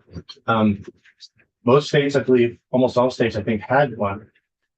Around the turn, at the turn of the century, I know, and then we got rid of them. Late 1800s, early 1900s, and it was generally because women were entering the workforce, and people thought women needed to have care nearby for various reasons. In fact, several of the states, the right to sit only applied to women.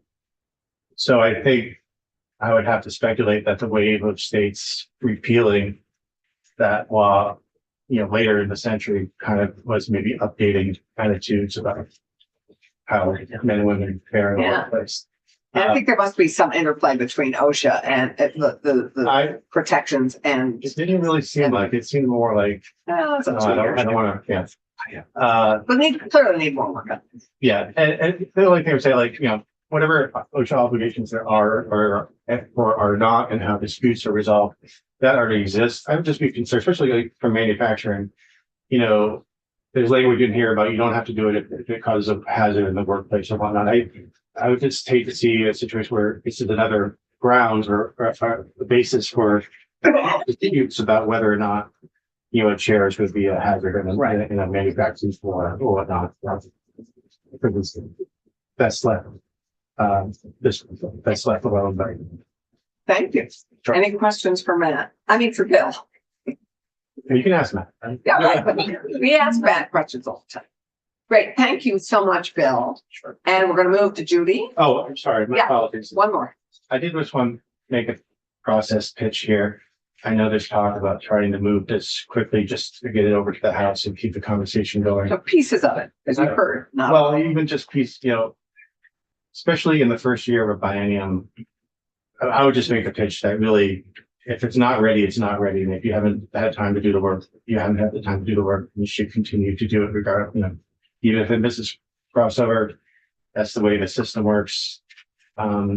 Just as a general principle, that's why two chambers consider legislation, not just one. Thank you. Make that process pitch. Thomas. So a process comment, and that's not just directed to the witness, but as much as the crossover deadline exists, there is a workforce bill coming over from the House. If we get we're going to discuss that, we could consider this session. We already have a workforce bill to build up. I'm just feeling less pressure to get any of this out today or tomorrow. But thank you for that. Sure.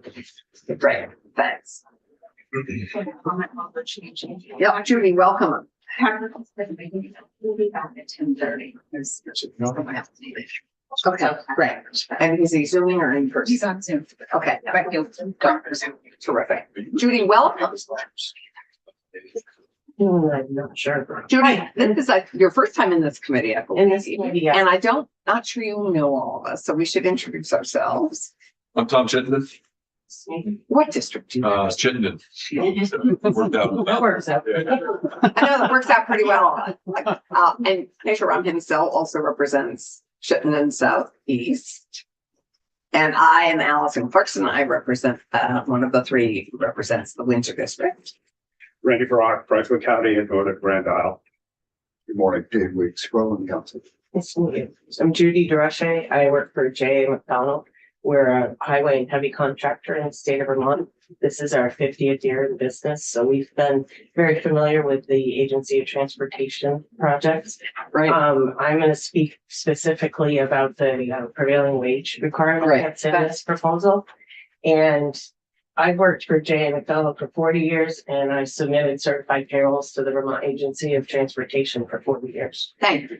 Um, We're grateful. we So have they somehow are dealing with them. the Vermont Agency of Transportation is the, any contract, as I understand it, that's federally or state funded is required to consider the Davis-Bacon wage rates. Right.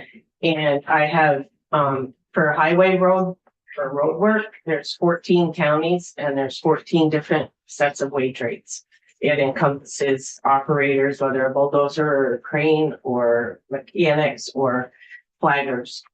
If we work in a heavy construction situation, which is, you think is similar to highway, we ran into that in the town of St. Johnsbury that we did a long-term contract. We weren't, excuse me, able to use the highway rates. We had to use heavy rates. Those are actually a lot higher.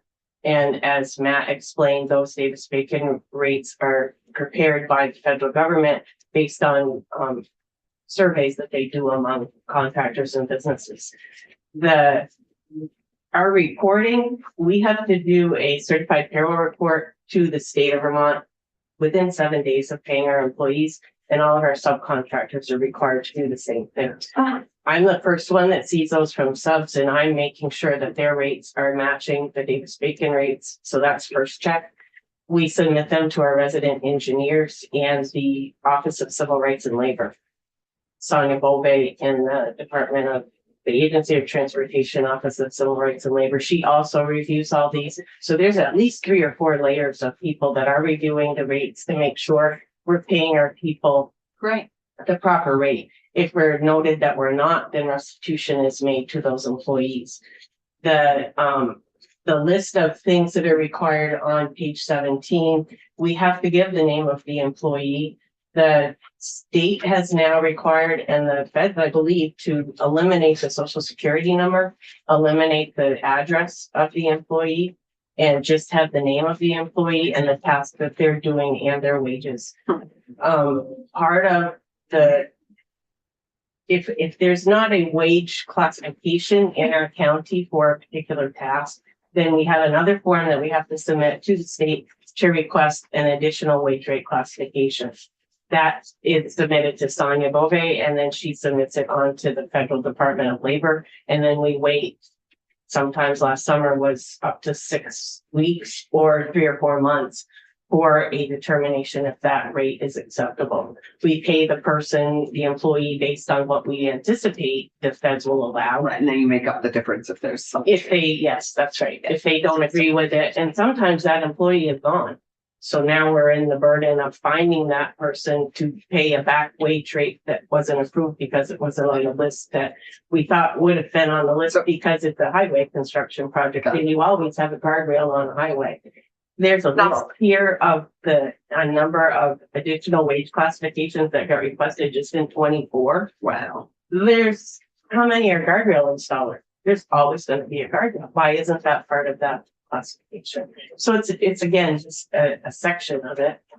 And I just have to ask before Randy asks a question, the delays, mostly federal or are they state? It seems to be we give it to the state and Sonia submits it to the Federal Department of Labor within a week. And then we wait for the Department of Labor to come back to Sonia and then come back to me to tell us if that rate.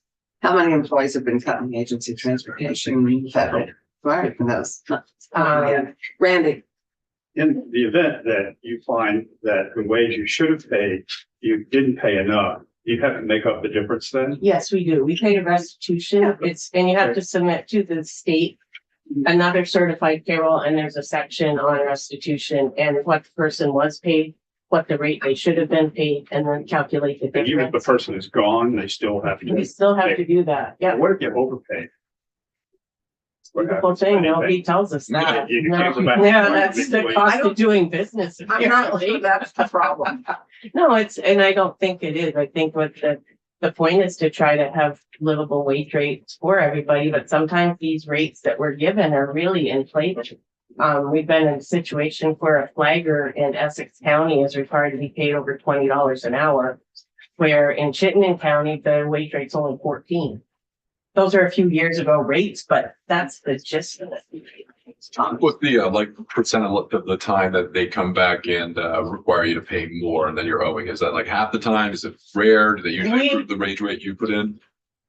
And 90% of the time they approve that wage rate. that we pay. my guess It's very very unusual, low. because when we're submitting a rate that we want the government to approve, we do some research and make sure it's reasonable. And again, going on the county that we're working in and that sort of thing. Another part of that wage rate thing that can be very unfair to employees, and I know that that's a lot of what the point of the committee is to help our employees, is that we can take a fringe credit for benefits that we pay to our employees. So right now, in 25, our health insurance premiums were increased 24%. So we went from paying $700 and something a month for an employee's individual coverage to now it's $975 a month for the same exact policy. So our costs went up, but that also is an increase in what the employee's benefit is. So now an employee who is on our health insurance coverage, we can take over $6 an hour fringe credit for that amount that we pay them for health insurance. So what that means is somebody that's a brand new employee that's coming to work for our company can actually be paid more in their paycheck that they take home than somebody that's worked for me for 15 or 20 years, because of them working so long, their fringe credits can be up to $17, at least $9 an hour.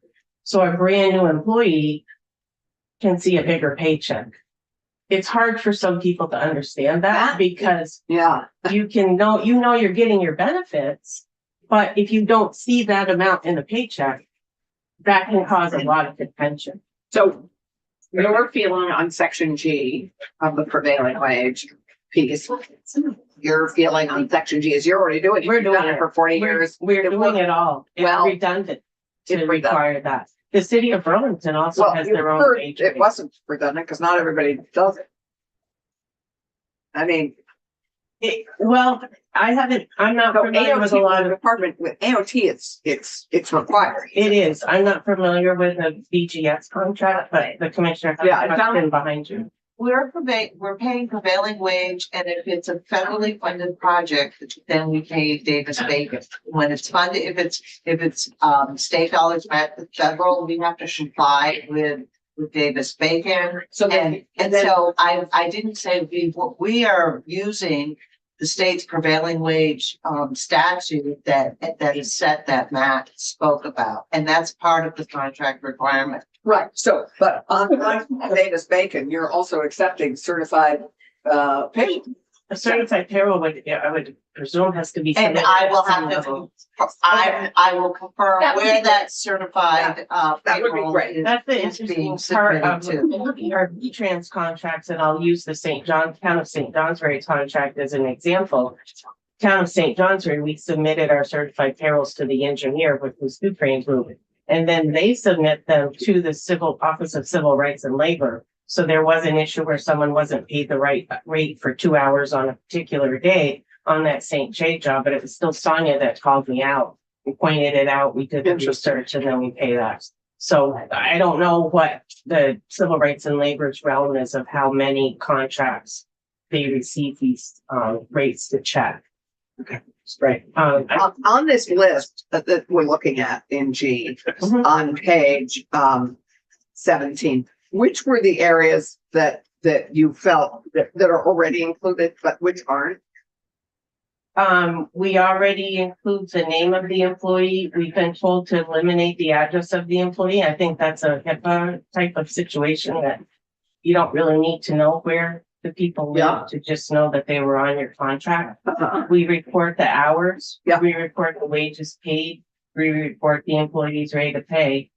We report the classification. Right. So we do those. Yeah. Okay. Right. Terrific. That is so helpful. Anything else, Judy? I just think that that a lot of points in this particular law, and I don't mean to speak out of place on this, but there's a lot of things in here that we're already doing them. And it's really putting an additional burden on employers. And I'll go right to the very last line. The act shall take effect July 1st, 2025. It's not going to take time Yeah. to implement these things. Last year, there was a law that was implemented for the childcare credit. It was going to cost our company thousands of dollars to have our payroll program, our accounting program rewritten to accommodate that additional tax to come out of an employee's pay. So we just chose to absorb it. So that's another additional cost. And that's a cost on top of, mandatory paid sick leave, all these other mandatory rules that are imposed on employers, which again, to Matt's point, are making employers consider, should I really be in Vermont or should I just skip across the river to Monroe, New Hampshire and start my business there and run the business out of with New Hampshire law? So there are pieces in section G that are, that even though you're complying with them and doing them, so this is business as usual for you. Yes. What are the additional burdens in section G? Are which numbers? Or Not an additional burden in section G. Okay, so other G is- sections of this bill. Great, and there's proposed bill. much more discussion. As Yes, you heard. yeah, I came up with 8 different proposals of this one proposed bill, and that just Great. blew me away when I was reading it.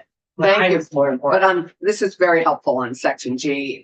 And I think the time frame. I think all of us have to be cognizant of how much time it takes businesses to adapt, change their programs and change their, how they manage it. But I think that's time frame we could certainly look at. Yep. Thank you. We Yeah, have, thank you very well, much. we so appreciate you being here. Thank you. We are going to pivot to Jamie. And then Pat is coming back at 10:30 to do the JFO piece. It's crossover week. He got stolen to another committee because we didn't have him quick enough. And we're going to hear from John and Al, and then we have to, it's good to see you, John. John, would you be kind enough to close the door? Thanks. And then we're going to pivot to some other things. Thomas, do you have a question? Good. Okay. I know you're good. Always. Right. Okay, great. Jamie, it's good to see you. Thank you. Nice to be here. Thank you. Jamie Pam with Pembroke Piper this morning on behalf of the American Property Casualty Insurance Association, which is a natural trade association running all lines of property casualty, including workers' compensation. They have several hundred members around the country, including members in Vermont. In aggregate, right about 65%, 87% of the Vermont market. So I would like to speak to the comp provision in 652, as you're calling it. Beginning in section 4, I'll just add APCIA's voice in opposition to including health insurance in the wage calculation at this time, for the reasons you've heard, including cost. But I think more importantly, this is a significant policy proposal that no other state has adopted. Is it appropriate? Workers' comp is there to help the injured employer for injuries or sickness developing on the job. Is it appropriate to conflate or combine health insurance, which is for other purposes, illnesses, prevention measures, et cetera? You heard about the potential inequities as well, about employers offering versus not. We all know there are also inequities within health plans in terms of cost-sharing arrangements for the co-pays or deductibles. Workers' comp, there are no co-pays for deductibles. It's payment. So how do you reconcile the differences? And is it appropriate to even talk about reconciling these differences? So I'll stop there. No, because as you've heard, I think this is clearly a conversation we need to have more extensively. So Sure. I would echo Mr. Driscoll and say perhaps not let the House take this one up, but set this one aside for. Well, we'll hope the House takes it up at some point, but after a lot more work. So thank you. I appreciate all that. I'd like to next jump to the proposal to increase the penalties for late payments. That's section 7 for everybody following along. For those of you who've been on this committee, this came up a couple of years ago. And the committee decided not to move forward. There was disagreement at the time, and there continues to be disagreement about the occurrence of these late payments. I hear from APCIA and its members that they are rare, and if they do happen, they're either inadvertent and addressed quickly, or for issues beyond their control. As far as some examples for the former, in terms of technological issues, it may be that, the upon funds transfer doesn't hit consistently within an account when identified and quickly corrected. It may also be that a claimant who's been on a repetitive payment cycle falls off, but when identified, gets back on. In terms of the latter, for some issues that may be beyond the carrier's control, for example, a claimant may be receiving temporary partial benefits, and in that case, have to provide the weekly check stubs, and those may not be necessarily provided on a timely basis. In addition, a carrier and employer may be waiting from a medical report on release back to work. And sometimes those reports don't come or straddle a payment timeframe and are withheld pending the report from the medical provider. So again, we believe they're rare. We believe they're inadvertent. We believe that they're quickly corrected when under our control. And it doesn't seem fair to penalize an insurer for issues that are beyond their control. I would also add, you're sort of, I wouldn't say challenged, but you don't see necessarily other powers or penalties that insurers or employers are subject to under the workers' comp code, particularly related to payments and such, whether they're potentially subject to additional late fees, interest payment, et cetera.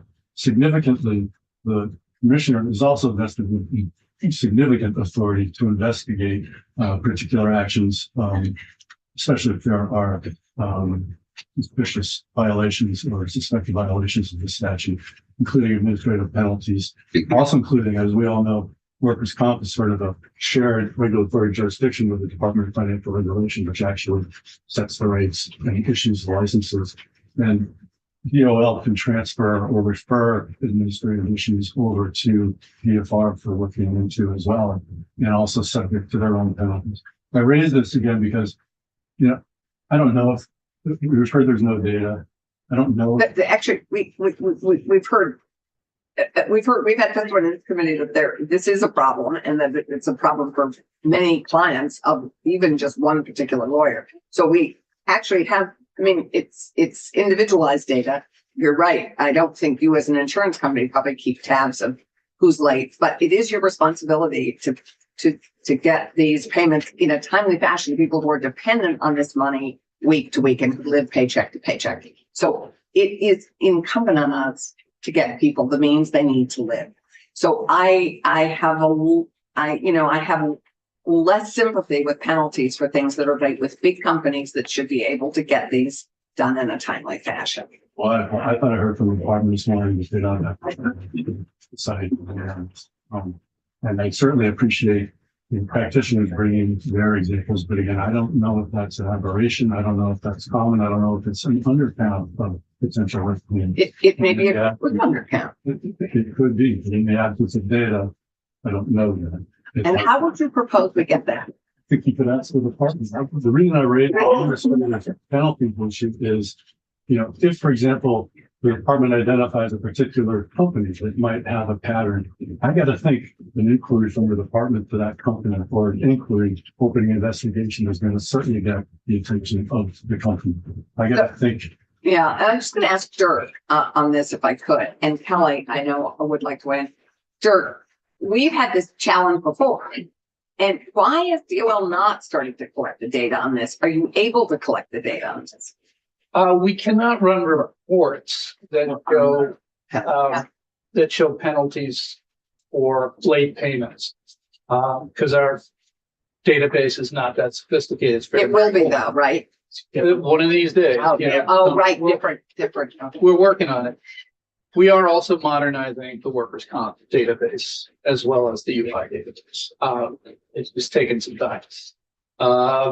But we can, going forward, and I can do this if the committee wants it, if we wanted probably it, I think a couple of years ago. Yeah. Okay. I can start tracking the issuance of late penalties. It'll just mean our specialists will have to make a note of every time they're imposed and record that. We can do that. I will do that. Okay, and Kelly, just identify yourself. Yeah, very briefly, Kelly Massica on behalf of the Vermont Association for Justice. What I would say is the case specialists at DOL are not aware in the vast majority of circumstances where late penalties are actually due. First of all, they're probably not even being issued in the vast majority of circumstances where they are due. Only when somebody's represented and only when the attorney is following up and asking for them and pushing for them do the late penalties actually get issued. And the DOL is not even aware in most cases when those penalties are actually being issued. It's only when we're going to the Department of Labor because they've refused to pay the penalty or there's other issues there that the case specialists are aware. Unfortunately, they don't have a way to track these late penalties. What I would ask is any of these carriers, pull your defense attorney's billing sheets. Where are the 0.1s following up on late checks? Because I'm calling every week on my clients' cases. Today, Senator Clarkson, I gave you a letter following up with my statistics. Since January 1st of 2024, I had 62 cases where somebody was due a monetary benefit. 47% of these people had at least one late payment. 15% of those 62 cases, there was just one late payment. 6%, there were two late payments. And more than a quarter of these cases where people were due money benefits, 16 out of 62 cases, 26 cases, there were 3 or more late payments due. And these are across carriers. There is not like one or two bad apples. Yes, maybe there's a carrier who's worse than others, but it's not just that there's one or two. This is across carriers. And lastly, I would just say to Jamie's comments that maybe they're waiting for a medical report and that's why the payment hasn't been issued. Under the law, that's not allowed. If somebody is on benefits, the carrier has to affirmatively file a Form 27 to cut off the benefits. So they can't just decide not to pay because there's not a medical report that hasn't been available.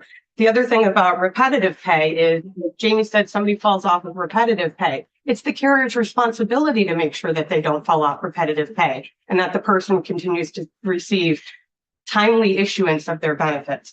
When they're on temporary benefits, I'm not saying something's late because the carrier doesn't have the paycheck to calculate what's due. I'm talking about 21 days after they have the paycheck that they haven't issued payment. So this is a ongoing, more serious and frequent problem than it has been.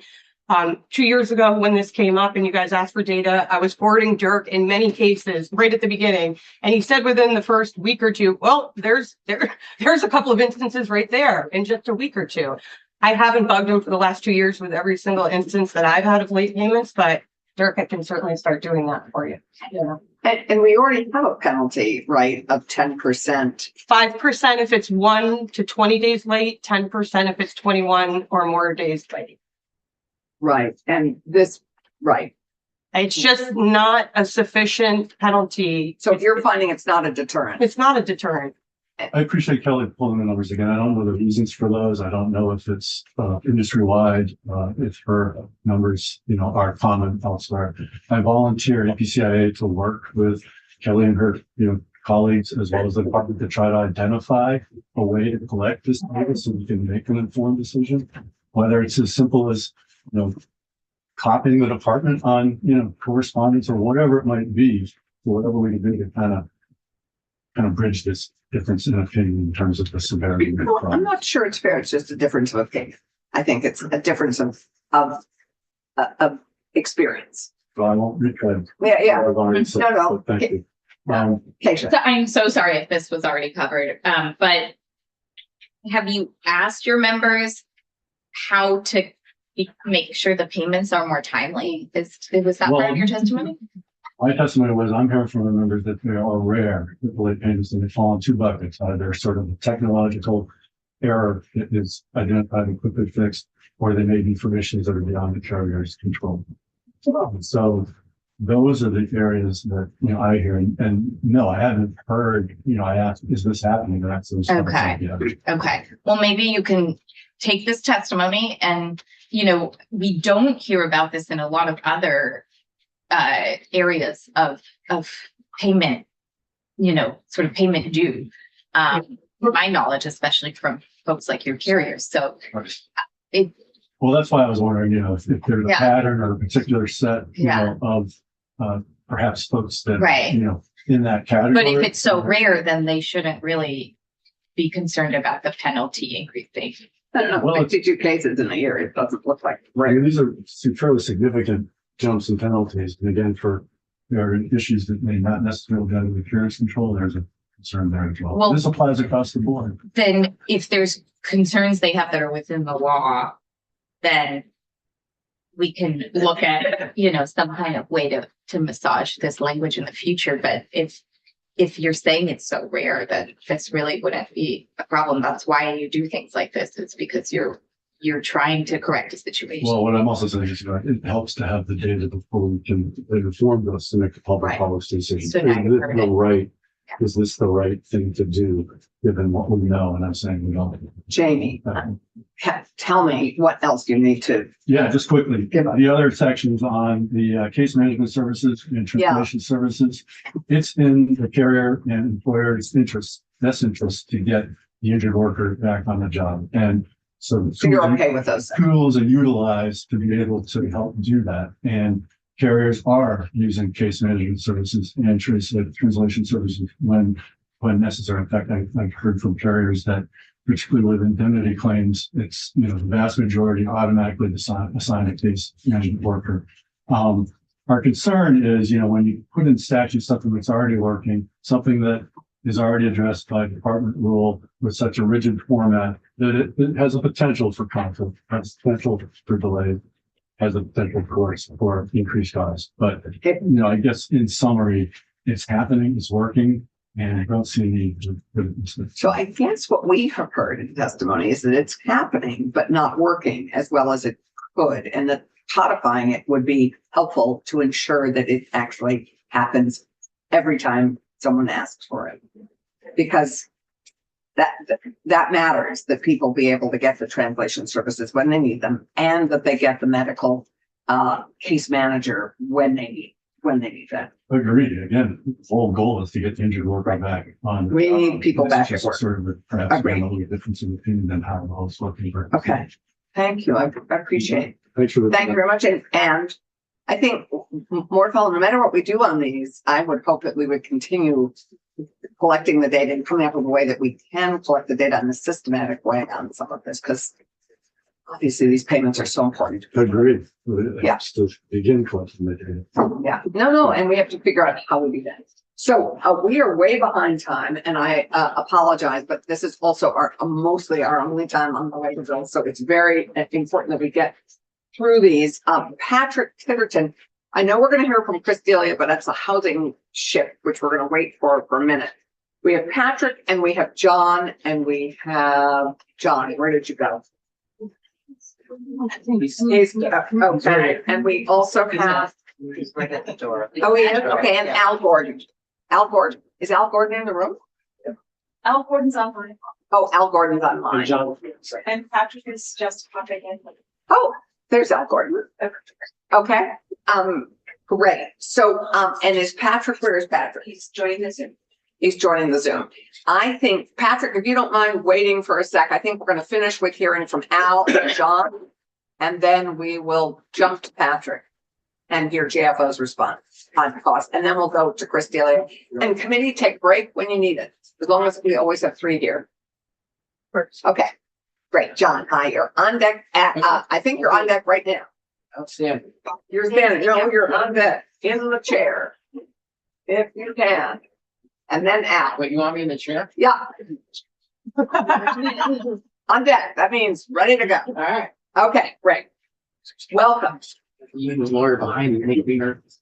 That's okay. You are speaking to our last bill. Introduce yourself. Oh, yeah, I thought it was on that. Sorry, John Berard, Director of Labor Relations, Department of Human Resources, State of Vermont. You are here on the third of our 3 drafts, 654. Yes. Which addresses the right to organize and I believe your focus is your testimony. Very good. So I think our testimony is, I think you probably heard already when it comes to providing Assistant Attorney General the ability to form and join unions. It's complicated. I think that you've probably heard that over and over again. From the Department of Human Resources perspective, it on its face creates what we see is either a real or perceived ethical issue. We have assistant attorney generals who represent the Department of Human Resources and other departments in various matters in front of the labor board or in court. They provide advice on a whole myriad of issues that allow them access the information that they wouldn't normally have. Right. And from our perspective, it creates a conflict. I think that this one is also a bigger conversation. They are embedded in different departments. It's the question, and I think we'd have to hear from visitors, but that they would then be converted into classified employees and not come under the AG's. Yes, I think there are a lot of moving parts here, Senator, that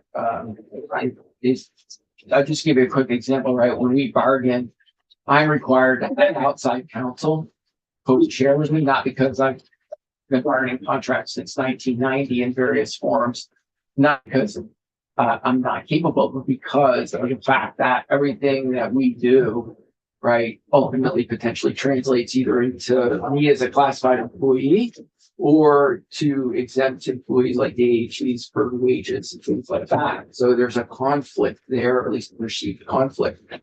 The Department of Human Resources would end up having to effectively get contracted counsel to do a lot of work beyond just the bargaining. Yeah. Representation at the labor board, potentially in court. Can I mean, so I think we're gonna hear from Al that it isn't that complicated. So we are going to hear a different perspective. And there's, I think, on the one hand, the element of, conflict in terms of many elements of bargaining that can be worked out. But your HR, why do you think the assistant AGs are paid at a rate that maybe, as we've heard, is hard to be proud of in the market for strong attorney? So other than seeing some general data related to what your wages are, I can't speak directly on labor relations. If we can certainly provide somebody like Doug Pine, who's our compensation assistant director of compensation, come and speak about the pay plan. But I think those questions related to how attorneys are paid are best directed to the Attorney General's office. Yeah, so Todd has testified and has sent us a memo on this. But I think that really puts us in a bind, right? Because they can't have a collective conversation. Well, I think that if you're focused solely on compensation, then that's a different conversation, right? But collective bargaining is not about just compensation, right? It's wages, hours, and working conditions. Right. Does HR ever step in and say, hey, this unit or this type of employee is being paid quite low compared to our peer states that we look at? Did you come prepared with information about the wages, hours, and working conditions of our assistant AGs compared to what? No, I'm not here to talk about wages just generally, but we do what are called market factor analysis when requested by departments to determine it certainly, if one exists, we can certainly get you one. We get data related to the attorney's pay plan, all of that information. How long does it take for you to get one done? How long does it take to get a market factor analysis? Depends on what the complexities of the classification are and what we're looking at and how specific. I don't do those. Again, those come out of our compensation division. So Doug Pine, again, would be better equipped to speak to those nuances. Could I make a request for one to you to pass on to Doug? Absolutely. Do you have a sense of the time frame? I don't. I have to talk to Doug. Okay. So if you could just email me that. Certainly. And tell me the time frame. Thank you. The other thing I just wanted to clarify or point out was on the language itself, you heard some testimony about how all this you do would be to set up a vote on whether or not they wanted to organize, but that's not 100% accurate because of the way that the statute is set up is that in order to get to a vote, right, a union has to provide the labor board with what's called a showing of interest of cards. They need 30% to get to a vote. However, section 941 of CELRA, right, is a card check provision, which is if they submit 50 of the proposed bargaining unit plus one, and the labor board verifies that showing of interest, there is no vote. The union would be automatically recognized. So we just want to clarify that the idea that somehow this just sets up a vote is only half accurate. And then the other thing that you heard testimony on was this idea of making decertification instead of certification. And that's the intent of the change in section 2. Sure, right. Yeah, that's also not necessarily accurate either. In order to make them the same, then you would need to create a card check provision for decertification as well. Right now, the language is set up that in order to decertify, you have to have the showing of interest of 30%, and then there's a vote. This language would require a showing of interest of, well, 50%, but then you talk about supporting at least 51%, which are two different things, by the way. 50 plus 1 at 50% plus 1 employee is not always 51%.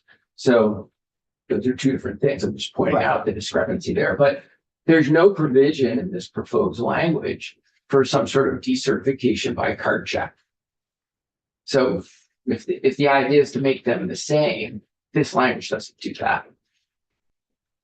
And then finally, the only thing we have is if it is the intent to provide $250,000 to the Labor Relations Board for additional staffing, DHR always wants to get clarity on where those positions are coming from. Are they positions from the existing pool?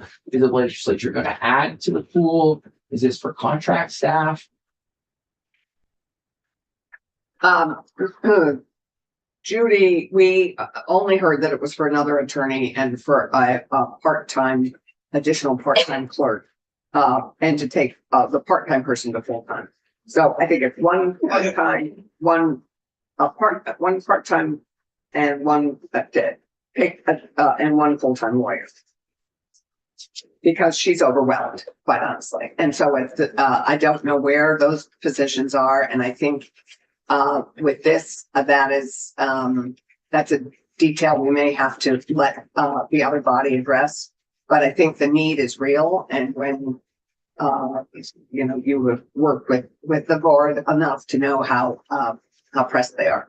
Our only question was where are the positions coming from? Yeah, and I think that's a good question, but I think the lawyer would probably come from not in a the part-time and making full-time, part-time position at the moment might be.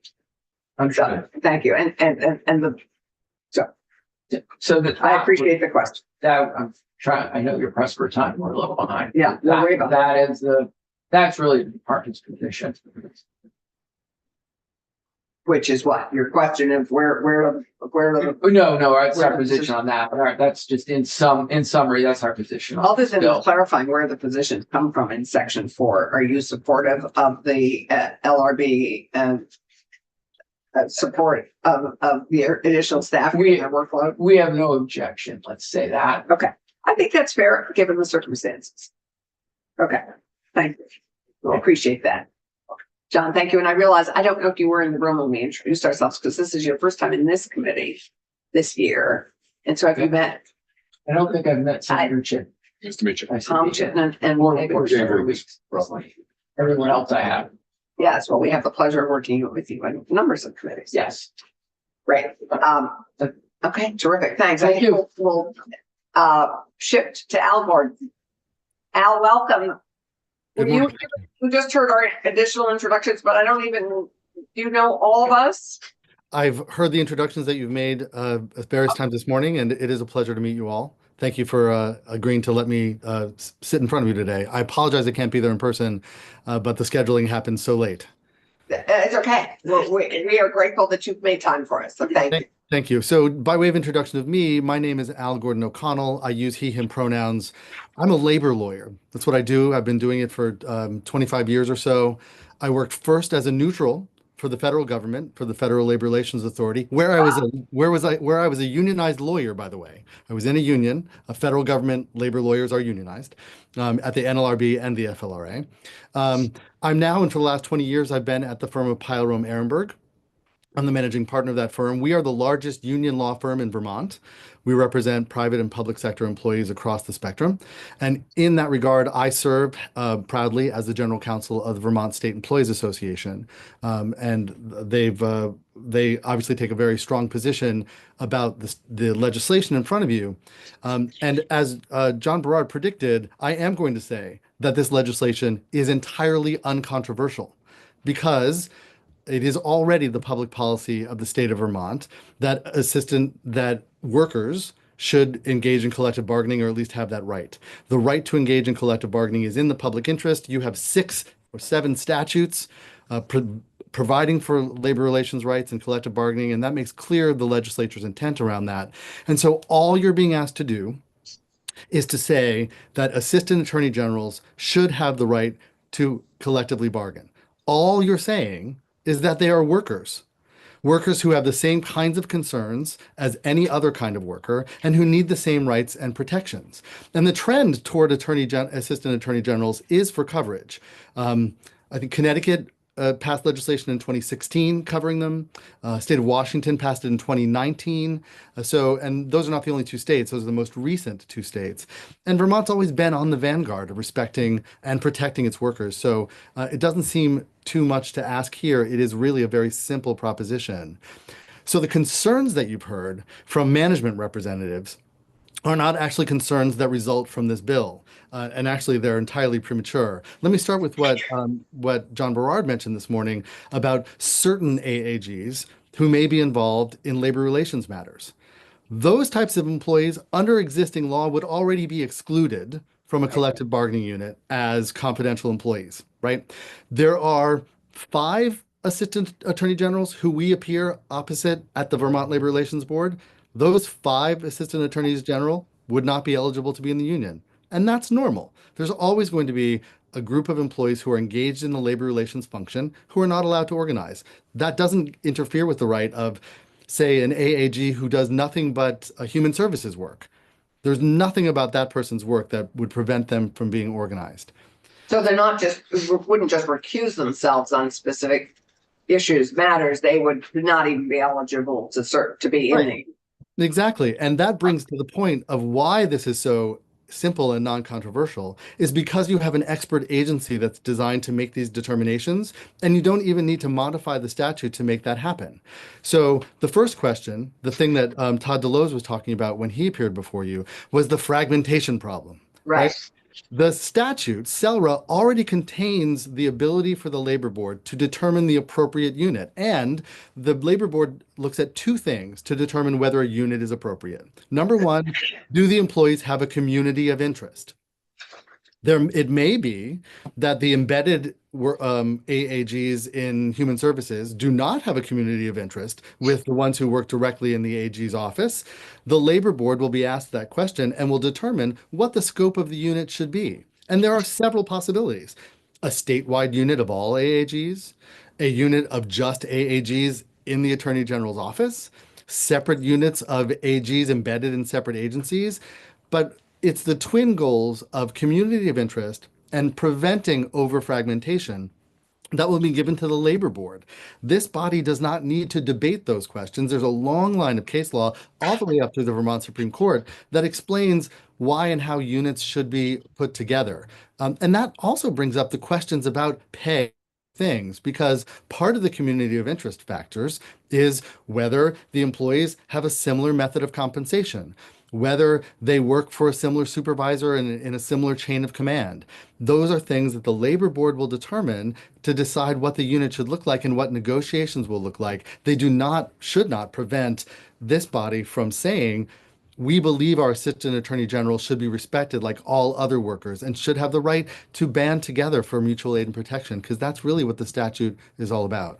Thank you for that. And does the same testimony apply to the next? So we have DCERT and we have the judiciary supervisors. Do you want to speak to the judiciary supervisors and then go to DCERT? Sure. I'll start with judiciary supervisors. In Vermont, under both your public and private sector statutes, supervisors on the whole, not all of them, but on the whole, have the right to engage in collective bargaining. Now, there's a distinction between supervisory employees and managerial employees. So those who set the policy for the department or the agency would not be considered as being in the bargaining unit. People who make policy, people who engage in labor relations, those people would be excluded as managers. But frontline supervisors, those who may have several employees who report to them and who they have supervisory power over, there's no real reason why those folks should not be included. And Vermont, like many other states, includes them. It's unclear to me why they were excluded from the judiciary in the first place, but there doesn't seem to be any real reason to exclude them because they're not falling under that managerial prerogative. They don't engage in collective bargaining. All they do is frontline supervision to get the work done. So we certainly support that. And Okay. And as Right. we On DCERT then? right on DCERT, the rules, the statute in some ways is slightly unclear in terms of how people get in and how people get out of the unit. The concern is that when you're looking for election to determine whether there's a certification or decertification, that those are not equal things. When there is a long-term representative who is negotiating contracts, the union movement believes it's important that there is a significant showing that those employees want to throw out a union before that matter gets to go forward. Because once you start that machinery, then you get into campaigns. And campaigns, as much as we like to think are about the truth, are not about the truth. They're about threats and interference and other ways to cajole employees. And so we think it would be much clearer and easier to ensure that if employees really want their union out, that a full majority of them has made that clear. So the union supports this legislation. So I get that. I would assume that. Yeah. So you support the move from the 30% to the 50% plus one, which, Yes. as Tom pointed out, doesn't make 51%. Right, 50% plus one. Yep, Plus one, is it 1% or one person? one human being. So Human being, yeah, that's interesting. Okay, sure. Thanks. Al, can you help put into context what we heard from John? That it could be either awkward or ethically concerning if somebody has access to certain information and then is part of a bargaining unit. That kind of line of thinking concerns me because I'm sure that would occur with a lot of different types of organized staff, that it's awkward, but it's what happens and why this population is otherwise special or more unethical or more awkward to include.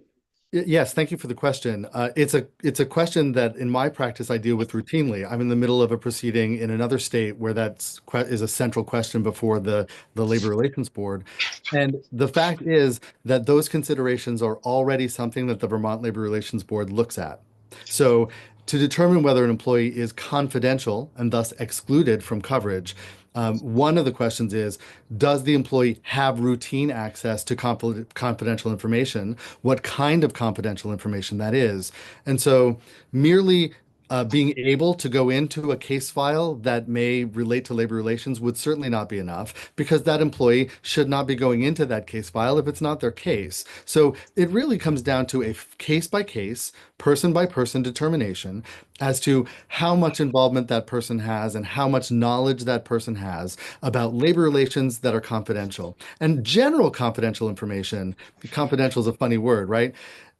Knowing someone's social security number, that's certainly confidential, but that wouldn't exclude you from collective bargaining. You might be excluded if you know the proposals that the employer is going to make before they get to the bargaining table, or if you have involvement in cases against the union.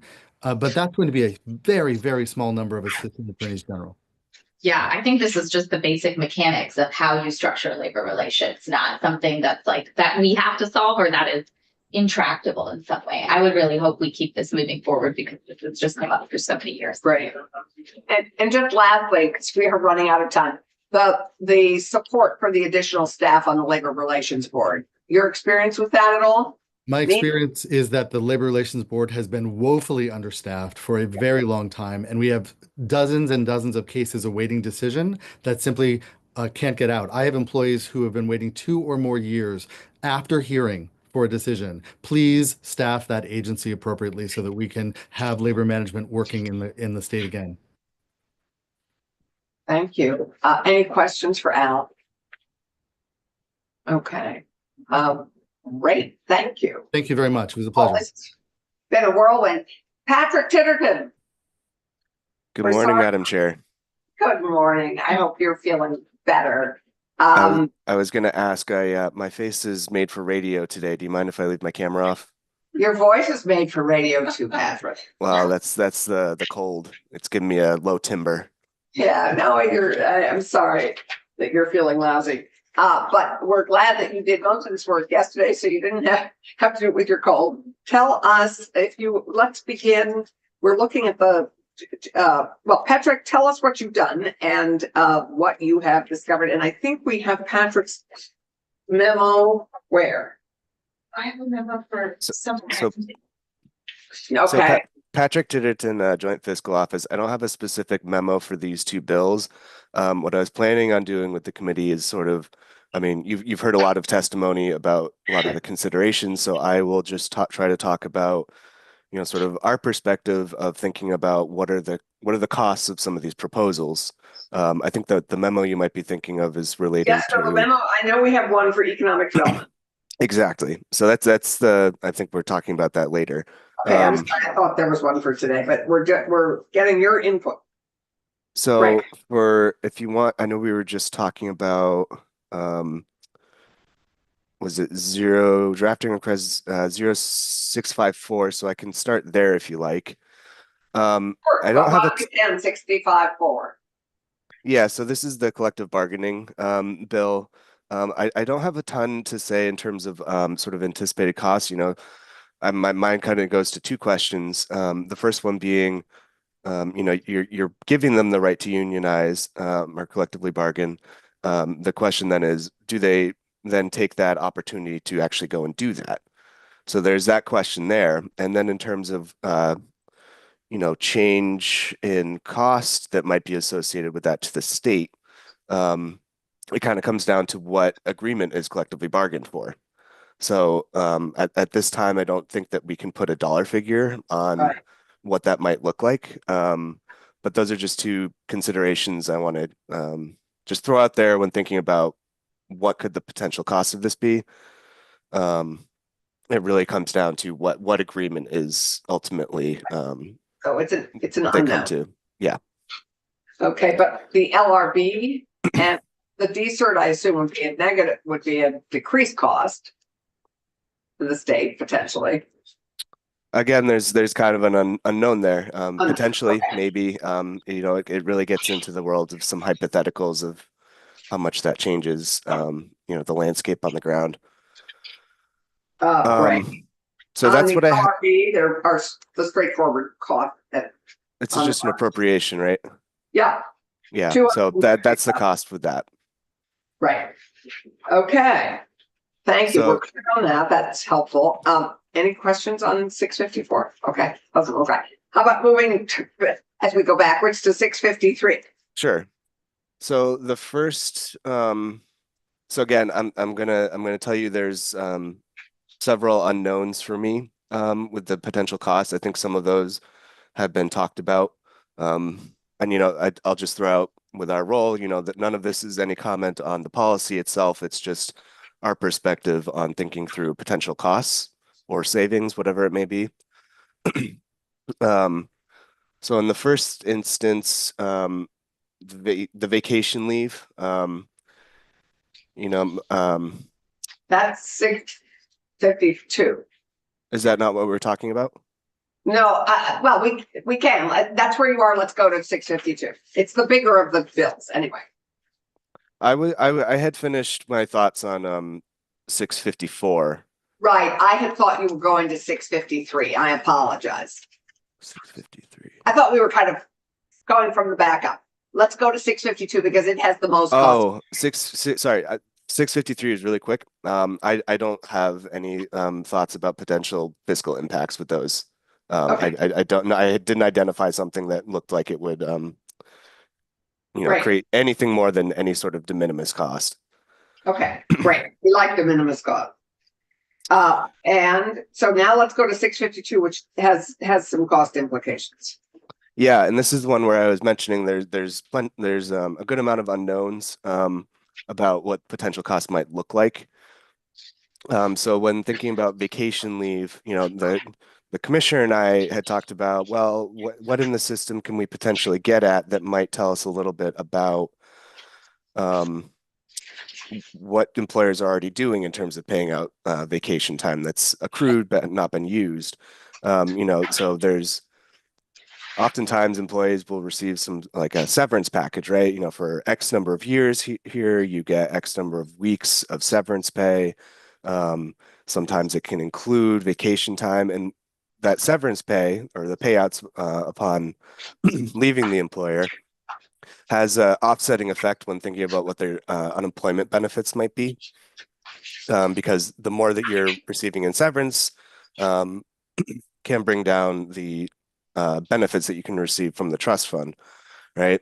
So on one hand, you'll potentially have some higher costs for employers who have to pay this amount to the employees directly. So there's potential for some additional costs for them, but at the same time, if they're a reimbursing employer or ratepayer, it could potentially lower their, and I'm using potentially sort of expansively, potentially lower some of their experience rating for their rate that they have to pay into the fund. And if they're a reimbursing employer, if the employee is receiving lower benefits, they have less to reimburse to the trust fund, right? But generally speaking, the trust fund, gets compensated for the outlays associated with that. The next piece has to do with the health insurance for the workers' comp. Right. There are several pieces under the workers' comp. Yeah, and so for that one specifically, so I guess I'll start the translation services, case management services. We don't anticipate driving a significant cost. And I had conversations with the commissioner and deputy commissioner the other day, and they seem to agree that those costs would not be significant. But the inclusion of the market rate health insurance in the wage calculation, right? That's something. Before you joined us, that is clearly a bigger conversation. So I wouldn't. I think we'll have discussion about whether we want to take it up after crossover. But I believe it's a much bigger conversation. So I wouldn't devote too much time to that at the moment. Yeah, I would agree. I also agree. I think it's a larger conversation. A couple of questions for me that just kind of pop up with that is, how is market rate defined? Is it employer contribution, employee contribution? What is the benchmark plan used for calculating the market rate? Some of those things. And Nolan and I and Jen Carby and Sophie have all talked about this. So that'll be something to think about. But, even with that, the Commissioner Harrington brought in the actuarial analysis. That's something I would also rely on to sort of scope out costs, just to give you my thinking on what that would look like. Okay. So the next piece has to do with the minimum wage for inmates. Scott Moore actually provided. Can we just finish on the workers' comp piece? Because I think the additional piece on workers' comp is the timely payment to the recipients. So section G. And I don't think there's any cost to the state involved in that. That would only be a benefit to the state and employers with actual money in their pockets. Yeah, I mean, I think the only potential cost, and I would defer to the commissioner on this piece, is just if it results in any sort of increased enforcement or actions taken in that space, not to suggest that they don't already do all of that work when it comes up, potentially, and I'm just saying potentially, maybe some administrative costs. Right. But again, I would defer to the department on that. Okay. And I think I'm going to direct you actually just in the interest of time because we're so tight here. I don't think the Department of Corrections, I think that conversation is gonna be, we're gonna deal with, a workforce bill after crossover. And because we know it's high, that, if you just quickly, if you've done a number on it, that would be helpful. But I think other than that, we'd appreciate, I think, the discussion on the ag minimum wage. So yeah, I guess real quick, what I'll say about the inmates, I would just would remind you that there is so one way that the department pays inmates compensation is through something called the Vermont Corrections Industries Special Fund. And that fund is sort of has a structural deficit that this year in section 53 of the BA, there was an appropriation to sort of make that, it was about $3.1 million to make that fund whole. And then the other thing is also in the BA, there is a broader corrections study that is going to be done. And as part of that study, it does include inmate pay as part of the study. So it's something that the BAA has already instructed them to, look at and report back to the legislature on. Right. Terrific. Thank you. That's helpful. I personally don't see any, state fiscal costs associated with this. Okay. And the last thing I sort of identified is with the prevailing wage for the state construction projects. I would also say that there's a bit of unknown about cost to the state associated with that. One thing I would need, and this has been mentioned previously, is we don't have all the wage data associated with those collective bargaining agreements. And so what we would rely on, and what I guess to put it one way, if we didn't have the existing prevailing wage statute, one thing I would need is the report that Matt Barowitz puts together for the LMI that has the prevailing wage information in it. Right. And they have a map on their web. So if that didn't exist, I would need that to do a cost estimate for moving to the current system, is one way of putting it. So that's something I'd need the mapping on.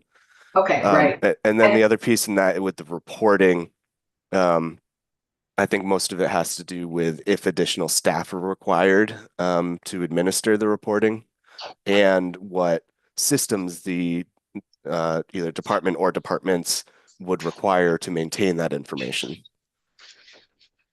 Right. And it sounds like with some departments, clearly not all, it sounds like AOT already has that in place and they do it on a routine basis. So that's section G. I just got my sections mixed up. I apologize. It's section 7 that was the slide. Great, Patrick, thank you. We will see you at noon, I believe, is our time. Yep. Thank you very much. Feel better in the interim. And thank you. Committee, I think we are at a point for us to go through the 3 bills and see what we have appetite for at the moment. And I absolutely appreciate, before we do that, quickly, Chris Delia, I know, and then we're going to move to committee discussions. So, Chris Delia, I apologize. No. So Chris is not going to be here tomorrow, and ask that he weigh in briefly on the housing piece with fair housing protection. Right. For the record, Chris Delia, President of Vermont Doctors Association. My apologies for asking you to change topics, but I can't be here tomorrow because I've got a doctor's appointment in Boston, and those are hard to come by, as you can imagine. So I sent you an email, I think it was last week or maybe earlier this week, just expressing concern.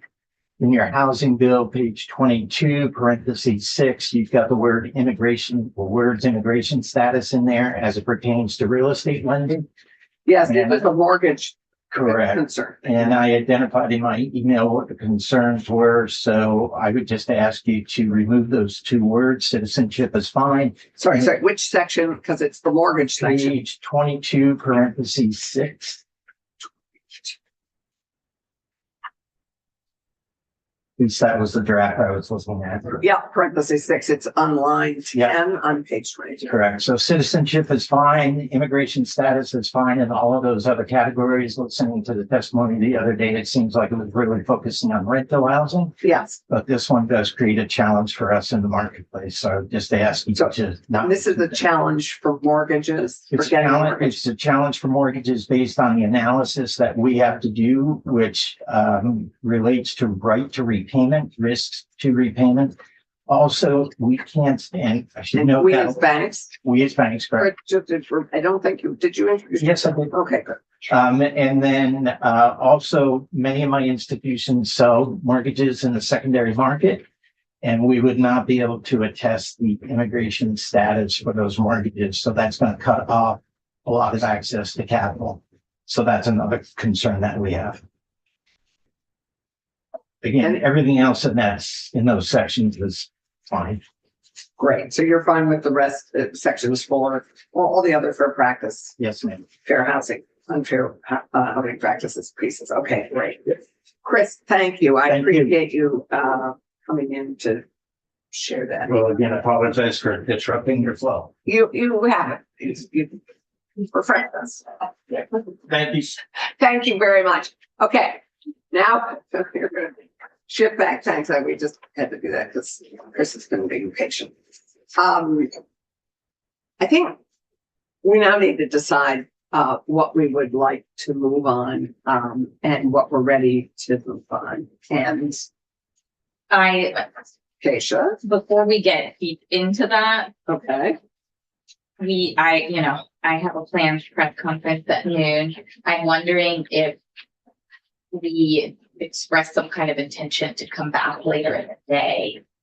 I would like to have, I was going to have that conversation just Okay. before you left. Oh, okay. So I'm happy as we begin this. So we have scheduled at 12 noon our sort of our markup and look at the costs and at the economic development bill. So I think we're hopefully we'll be able to do the MAZA check off on and really get that bill hopefully done if we can. I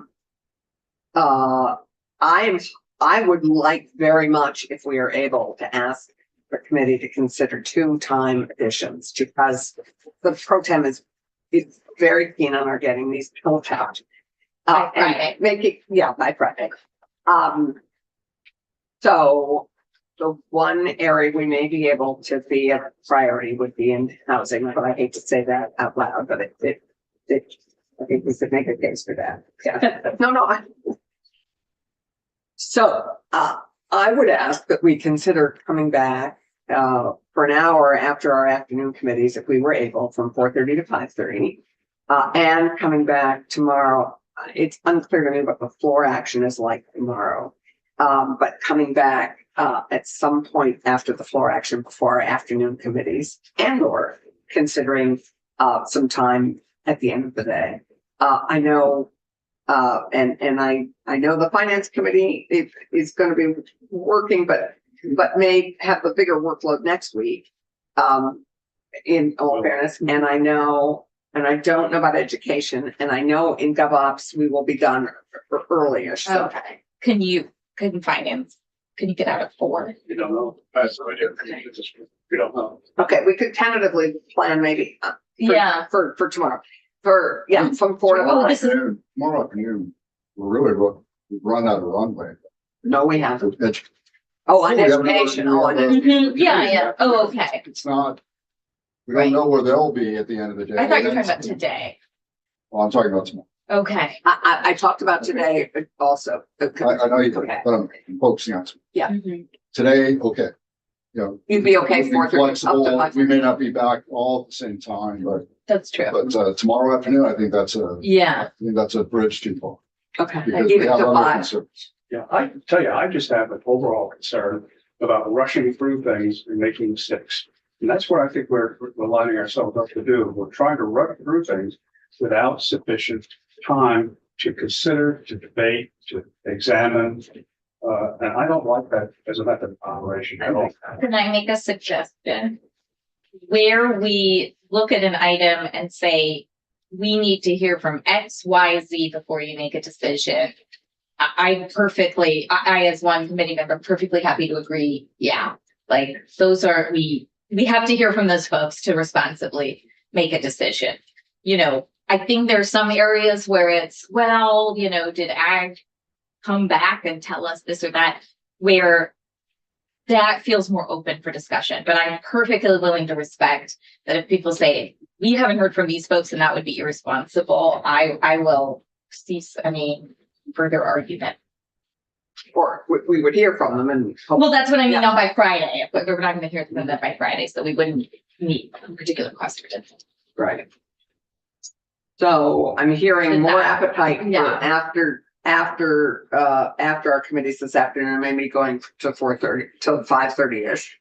Well, are you gonna go into the lunch hour today too? We're going to 12:30. But you're not gonna vote anything before 12:30? We will not vote anything without you. Okay. I'm a little concerned that we're not prioritizing these bills. I'm a little concerned that we haven't straw polled any of these bills to see if we should continue with an application of. That's what we're about to do right now. And, good, but. We had to hear the conversation this morning for us to have, I think, the labor straw poll. I think that we will have the straw poll at noon on the economic development bill. And we still have more information, as you know, but I think we're getting there on the housing bill. I think we are too. I think we should start straw polling and then prioritize what's left. Well, and I agree. My heart is we've run out of breaking. runway. I really do hope we can get special dispensation for the housing bill, because through no fault of anyone's, my housing language that I've been trying to preview for weeks is coming maybe today, maybe tomorrow. And it just makes me sad. We've just gotten really backed up procedurally. Well, and so our staff is back. That's what I mean. I don't even mean no one. This is the environment we live in. Yeah. So we have to flex to it. If we haven't respected those limitations, here's where they are. Sure. I guess I would be asking the committee, you know, to be willing to I just want to say now, I hope people are willing to consider other housing pieces and the possibility that we ask to continue that work into next week. So that's another question, which is, would people be, and it may not even be additional pieces, because it may be just what we have in front of us to get it right enough for us to stand by it on the floor. We may need another Monday afternoon chunk. I think the morning is a challenge for people, but I'm happy to consider any time on Monday for us to move forward. Well, one of the things that I'm concerned about is for those of us who are on money committees, I don't know what next week is going to be. Yeah. Because we've got to. That's why I'm not asking beyond Monday. Has Anne asked you to consider? Not at this point, no, but I haven't seen what's coming. Well, the whole budget's coming. Yeah, I know. You'll have pieces. So you'll have the budget. So we're going to 12:30 right now. I'm asking if we could do sometime after our afternoon committee, sort of 4 or 4:30, depending on when we adjourn, to 5:30. And then today. Tomorrow we're starting at 8. We only get to 11:30 tomorrow. So I'm asking if there's any time between the end of floor session and our afternoon committee time to start, if we could have that. And wait, say that again. You're talking about tomorrow. Tomorrow's 8 to 11. Tomorrow, you suggested we start at 8, so we're doing 8 to 11:30. Okay. A solid chunk. But I'm also asking, depending on where we end up, to have in our back pockets 2 time frames. One is after the floor, before our afternoon committees, and bringing lunch in here, and we may be ready. It may be a voting time. I'm the new guy, but that doesn't seem plausible. Floor time it will consume. I don't know what floor time it will be on Friday. Yeah. Looking at what's on notice already, it's not a full docket, but it's not blank. We have to respect that. Then we have our opportunity. Right now, I appreciate it. I'm also trying. I'm just asking when we're scheduled to meet in education tomorrow, because if we have 12:45 to 1:30, that seems like a useful amount of time. I just don't less than 45 minutes. You usually start at 1:30. The conversations are not done if we don't get bills out by tomorrow. We are gonna get bills from the House and we get to put stuff on there and continue these conversations. So I don't feel that stressed. I will say this was helpful this morning. Thank you for lining all this up. And I just reviewed the 652, 653, and Right, and that's- 654. If we're going to send anything forward, but I'm also fine with just continuing this after crossover. I'm really only comfortable with about 4 sections and I don't know where the rest of the committee is, but I'd be happy to list those. Right, Just to that's what we're focus gonna this do next. conversation. But I do think it's arbitrary for tomorrow. And if we don't get this stuff out, that's fine. But I do think the housing bill's really close. So let's get that thing across. We start at 1 in education tomorrow with that, and that's drafting and like we will. And 1:30 on finance. Hmm? And 1:30 on finance. Yeah, so we can't give up our education. We get in the whole other half of this session, so we're gonna come back after. So we do and we don't. The House is not sending us an economic development bill or a labor bill. I would really like to get some pieces of those over, if we could. And I think with, sorry, Are they sending the workforce bill over? that was going to be my additional update. Yeah, they were worked on a big workforce bill. However, unfortunately, it has been attached to the education bill. So I can ask for that to be divided so that we get to see it. We also have a workforce bill here so that we can add to that. So we have a bill that's already come to us, H34, which is a We have workforce a bill. workforce bill that's coming to us, but where's that gonna go? No, we have one right there. But is it gonna be voted before crossover? No, we're going to work on it and add the workforce pieces we've talked about to it. And so how's it gonna be? And I'm going to try and get the CTE bill sent, that piece of it. I'm going to ask Seth if we could work on that for you. I just wanna, I don't quite understand that, like, could you repeat that? I don't understand how that's gonna move. I'm not sure either, and I have to chat. I would have to Got a chat. right to stand.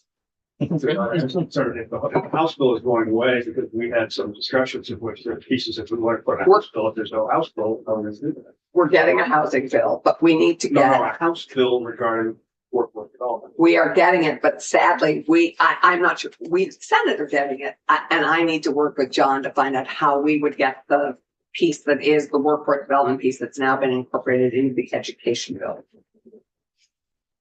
That is what I found out yesterday. so I think I'm underscoring Senator Chittenden's point, but crossover is an artificial construct that we use in the state house that the public generally does not care about. We are not, I just want to say out loud, we're not signaling to the greater public one way or the other on a particular issue. Absolutely. If something doesn't get passed by tomorrow. And I want to say that for the benefit of people who are also in this building, that I worry if we're signaling too much that something's moving because it's in a bill tomorrow or not. And Well, there's some things though that we have been talking about regarding the workforce development bill. If there's no workforce development bill that is coming over. right. If it's in an education bill, the germaneness of things that we talked Right. about adding. So And that would mean that it would be dead. No, we have already a House bill, a workforce development bill. I would say, yeah, we have vehicles. I've never run into a vehicle problem with this. The creation of the office, well, it's already been created, but Are you like Vanna Whiting? yeah, Okay. the Office of Workforce Strategy and Development is right there. So we have a workforce development bill to work with. We have a vehicle. And but I think we do need to do, a top priority for me is to get our housing bill out. And for me, as chair, I mean, top priority is to get an economic development bill as well and some labor pieces. And I think there's some labor pieces, if we do a straw poll now, that we could put together in a bill that I think would make some sense. So I think we just need, if we can, it doesn't sound like time after the floor tomorrow works. Let's see what we can negotiate on Monday. So I would like us to first go through the straw poll with, and I'd like to just begin it with a prerogative of the chair to say what I think I hear we have support for and what I think we may not. And you've already heard me chat all morning saying that I think there's some big. So we're going to look at all three. We're going to look at first at 652. And I would love a straw poll on 652 as we go through it, what people are comfortable with voting out at the moment. And I'm just gonna say I have a thought that we may or may not be able to, and you'll fill in as we go through a straw poll.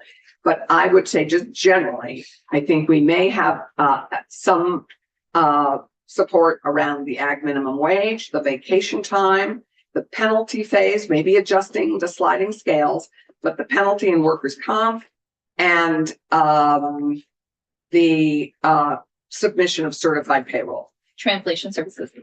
And yeah, that's it. Yes, translation sections 5 and 6, the translation services and the medical negotiator.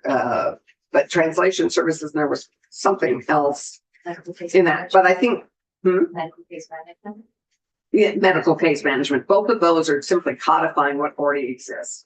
So I would think sections 5 and the medical management piece on page in that subsection. So it's the medical management and the translation pieces. I think section 7 is the penalty that I think we could, the sliding scale piece. I was getting the bill up on the. I put them online this morning. Okay, I just meant it's, I don't know, maybe I'm used to some, when we're like talking about them and they're on the screen. So that Okay, we could do that. And then I'm just gonna flurry my papers otherwise. okay, right. I also had thought we might move on right to sit, but that clearly maybe some more discussion is required on that. And on the other one, I think the rights to organize, we could consider all of those. And I think there's some support for some of those pieces. And I think there's support for the Vermont Labor Relations Board. What if we have Sophie in the witness chair Absolutely. if she's here for the duration?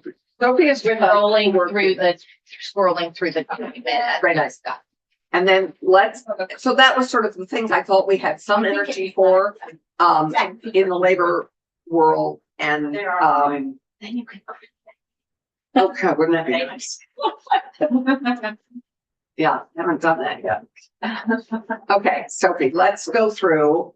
And so, but that, just as I have been listening to our conversation, those are the things I thought we had some energy around, and that the rest, absolutely we can discuss after Cross River and get to the House and have action on this part. And or they can pull it out of their House rules.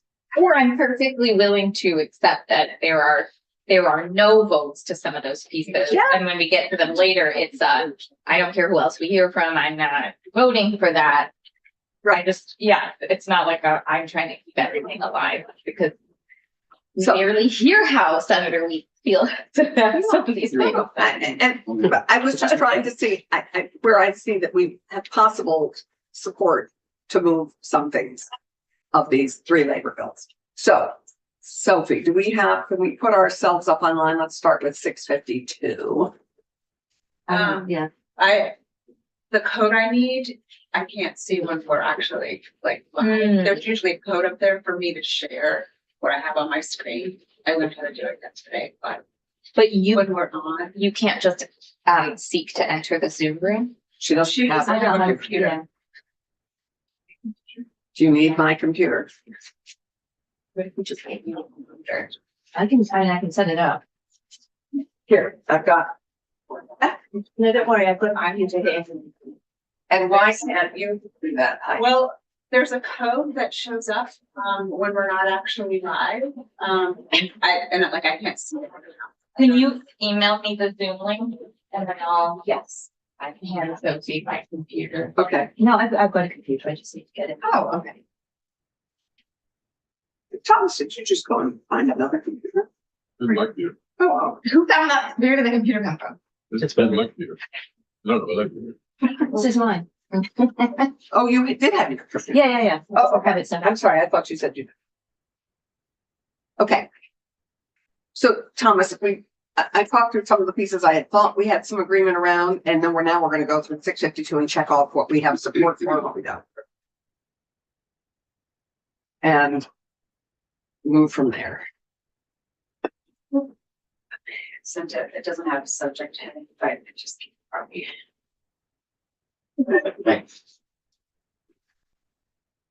Okay, well, this is happening I'm taking a moment. We take a break. We have all the time in the world. People know you. We have 1 hour.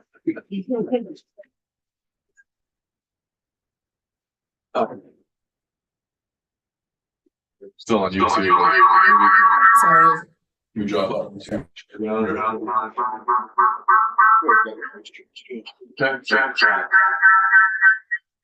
this. I don't know, I got it turned off. Hold on. Turn your speaker off and I'm like.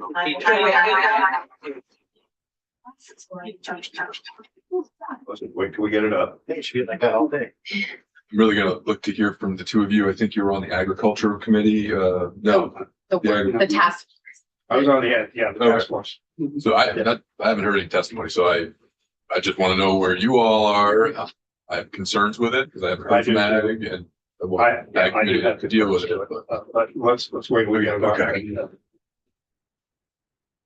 But the committee, summer committee that looked at this was not entirely in concurrence with some provisions. We had real concerns as to whether or not we had sufficient information to really understand what was happening. We had limited information and conflicting. It's gotta go to the ag committee, or we gotta hear from agricultural people. Yeah. No, we did not hear that, at least to my satisfaction, what we did was so. Well, I just want to say, I mean, if we were to put that in any bill, it would either get, it would get airtime in agriculture. There's just no doubt about that. Yeah. So I don't want to. It may be that that's where it should get the airtime, but I'm pulling a number out of the air based on what I heard this summer without making it. Sure. I mean, the decisions that get made in here are because it's a population that's excluded from our set minimum wage. So that's why the conversation originates here. I'm not saying people don't deserve to have more time on it. Tell me if I'm characterizing this wrong. The only thing the task force agreed on is that we had been tasked with looking at whether or not a structure around union organizing for dairy workers or all farm workers, but particularly workers who have long hours, would be a helpful tool to increase their quality of life, their working conditions, and does collective bargaining work to give them better wages, hours, and working conditions? The task force agreed that was not a helpful path because there had been no evidence, even in the 12 states that allow some type of farm worker organizing, that any organizing had taken place, and particularly with non-seasonal agricultural industries. I would hope we talked there, and I hope agreed here. You know, the health, well-being, and safety of our dairy workers, our farm workers, is a paramount consideration for a labor committee as well. And if it was a non-fruitful path to look at collective bargaining, the committees of jurisdiction could at least do more work to look at wages, hours, overtime. I personally don't know what more information we are going to get that we feel is concrete about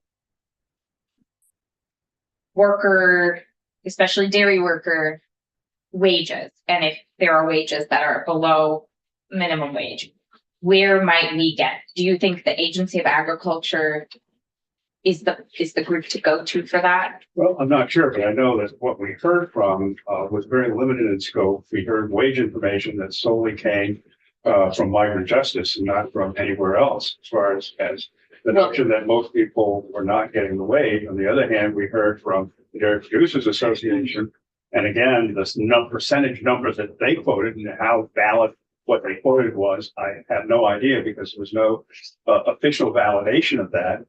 Said that the workers in their group that they surveyed regarding them were paying that wage. Perhaps Entirely in conflict with each other. Perhaps we could have them both in at the same time, because we did a lot of our task force meetings with people on Zoom. because I recall them saying most of our members pay above a minimum wage. And But it was a limited response. yes, it was a limited response, I think, by virtue maybe of the political climate we were in. And Also, now, the Milk with Dignity folks were the ones who seemed to be counted. okay, so yeah, If I could, so this conversation could go on all day. It could. How about if we say, you know, with section by section? Yeah, that's what I thought we were on, section one. Mhm. Keep it, we hold it over, crossover, and then we relook, potentially goes to a different committee, whatever the resolution is. sure. But for today, we say pause. That's okay. I just want to make sure we're We clear. can do this with every section. We could, We have and everything. I do just want to make sure we're clear who we would hear from to get the information needed. To understand the concerns. So I'm proposing that when we hold it over, we hear from Migrant Justice and the Dairy Alliance at the same time, and also anyone else. And who else we should hear from that might actually provide us with information that's useful. I think that's not fair.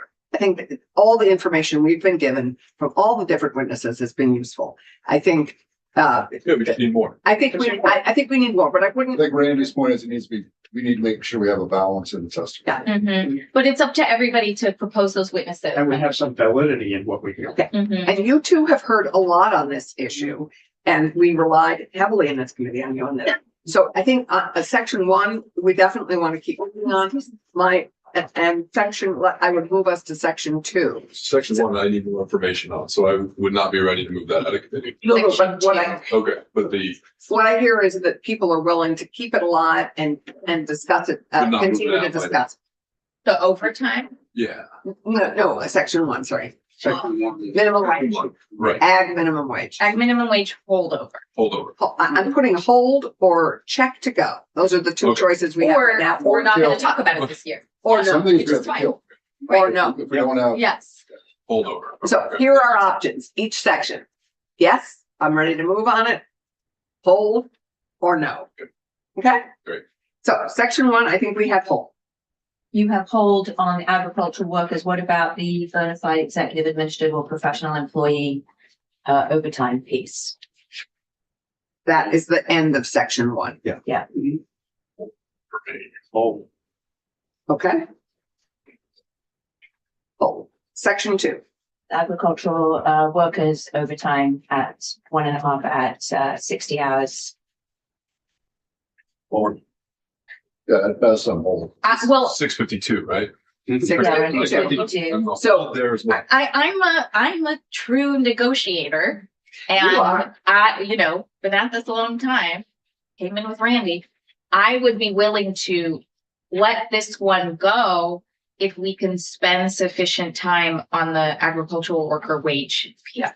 I'm in this, I would say the same thing. To me, the minimum wage is the most important thing for ag workers right now. Everyone should be earning a minimum wage at least. So is that a kill the section vote? Well, I need agreement that people are Well, you willing did. in good faith to look at one, and I We will let all the agreed to section go. pause on section one.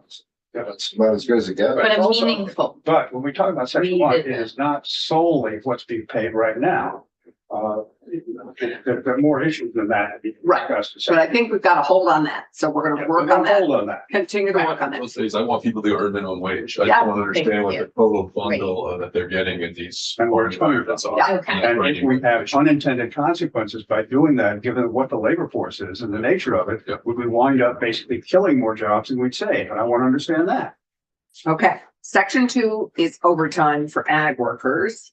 And I would say that is, I'm hearing a no from, where are we on that? Are we on a hold or no? I'm happy. I will just say from the task force perspective, this one is hard to resolve in a few days. So It if is. we don't have time this year, we don't have time this year. And I like to, that's why I'm saying I'd rather devote that time to the I have a third suggestion, hold for 26. So that could be great. hold for 26. H26. Hold for 26. Okay, section three. Weekly payment of wages. This is the equivalent to payout vacation. The whole. Possibly, I've got a lot of questions about this one. The voluntary vacation day. Mhm. It's at least a whole. At least the whole, I would like to keep it alive and, so whole. yeah, Okay. So I think it's, I would be ready to move on it, but I honor those of you who think we need to do some further work on it. I can try to get the person who raised this to me and had some kind of, I think, real injury around this to testify. Okay, great. And we need to find out if it's a bigger problem than what we're facing. Okay. Then section 4 is the wages, including workers' comp. Including the market value of health insurance and the average weekly wage. So this is clearly a much bigger conversation. I would say this was a hold and maybe a hold for 26. Where are all of you on this? That's including healthcare in wages. Hold 26. Okay. The next one is the medical case management, which straddles several sections, but let's just do it here. This is where the definition Okay, is. this is currently already able to be used. For me, this is important. Yeah, this is Making faces at each other. I got my list. I'll just okay. This is codifying something that already exists as an opportunity. It's a service that is and it's my understanding this codifies this and the claimant can currently request it. Is that Yeah, the correct? difference is just that the claimants can now request this. Right now, this is the insurance carrier can request it. So this would just provide the option for injured employees to request it. And I think this is important. If there are services that are available, people should be able to get them. The testimony from the commissioner persuades me to think this is good to go forward. Right. Okay. That's Brian. So I'm okay with medical management if that's okay with the rest of the committee. Translation services. Similarly, Yeah. Me too. I'm good to go on that. Okay. we're going around the room, everybody. Okay. Hearing no objection, I'm going to move to section 6. That's also the medical case Right, so management. let's- So I'm just going to zip Yeah. through to page 7, which is gets into the penalties. So section 5, okay, section 6, okay, and we're going to move to workers' comp, which is Section 7, this is the penalty provision. That's one question that's in the back of my mind as far as agricultural employees. Is there a substantial population of agricultural employees for whom workers' compensation is not being paid in the first place? They are required to do it right now. Particularly where the workforce is composed principally of workers who cannot legally work in the United States. Are they getting workers' comp in the first place? By statute, I believe they're required to. I know they're required to, but are they? Well, that's an enforcement question, right? It is an enforcement, right? It's, how do we know, for example, how many agricultural workers in Vermont are getting workers' comp compared to the population? So this is something that, we might want to look at, but it's not going to be as easy as flipping a switch. You're saying you're a hold in section 7, so am I. But I don't think it's The penalty? So this is the penalty section 7. This is not, and Dirk is here and we can have a hold on the other conversations about workers' comp, but have a hold on it. But Who do you want to hear from on it? wait, are we talking sliding scale? So we were talking agriculture. Are you talking section 7 or agriculture? I was talking about the agriculture, but came to mind as we talked about section 7. Okay. So we can have discussions about ag and workers' comp further, but I think it's the law that they have to pay. I was remote for the bulk of this testimony, so I would yield up to your other thoughts in this. Okay, are we on the sliding scale? Sliding scale. Okay, so section 7, I would like to move on it. That's a check for me. I think that if people are owed money, workers comp, particularly given how many people live paycheck to paycheck, this is important money for people. And big companies, they can figure out how to get to them on a timely fashion. I do not have a problem with that. However, I know one of our members has a concern about the scale. So I would be happy to entertain a proposal. We already know 5 and 10% is already in law.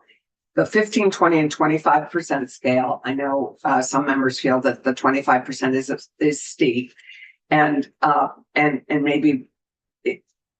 So I would entertain I would love to hear how other people feel, but I'm happy to think about the scale ending at 20% or even 15, but I really would love to be able to get people their money. I think this is important.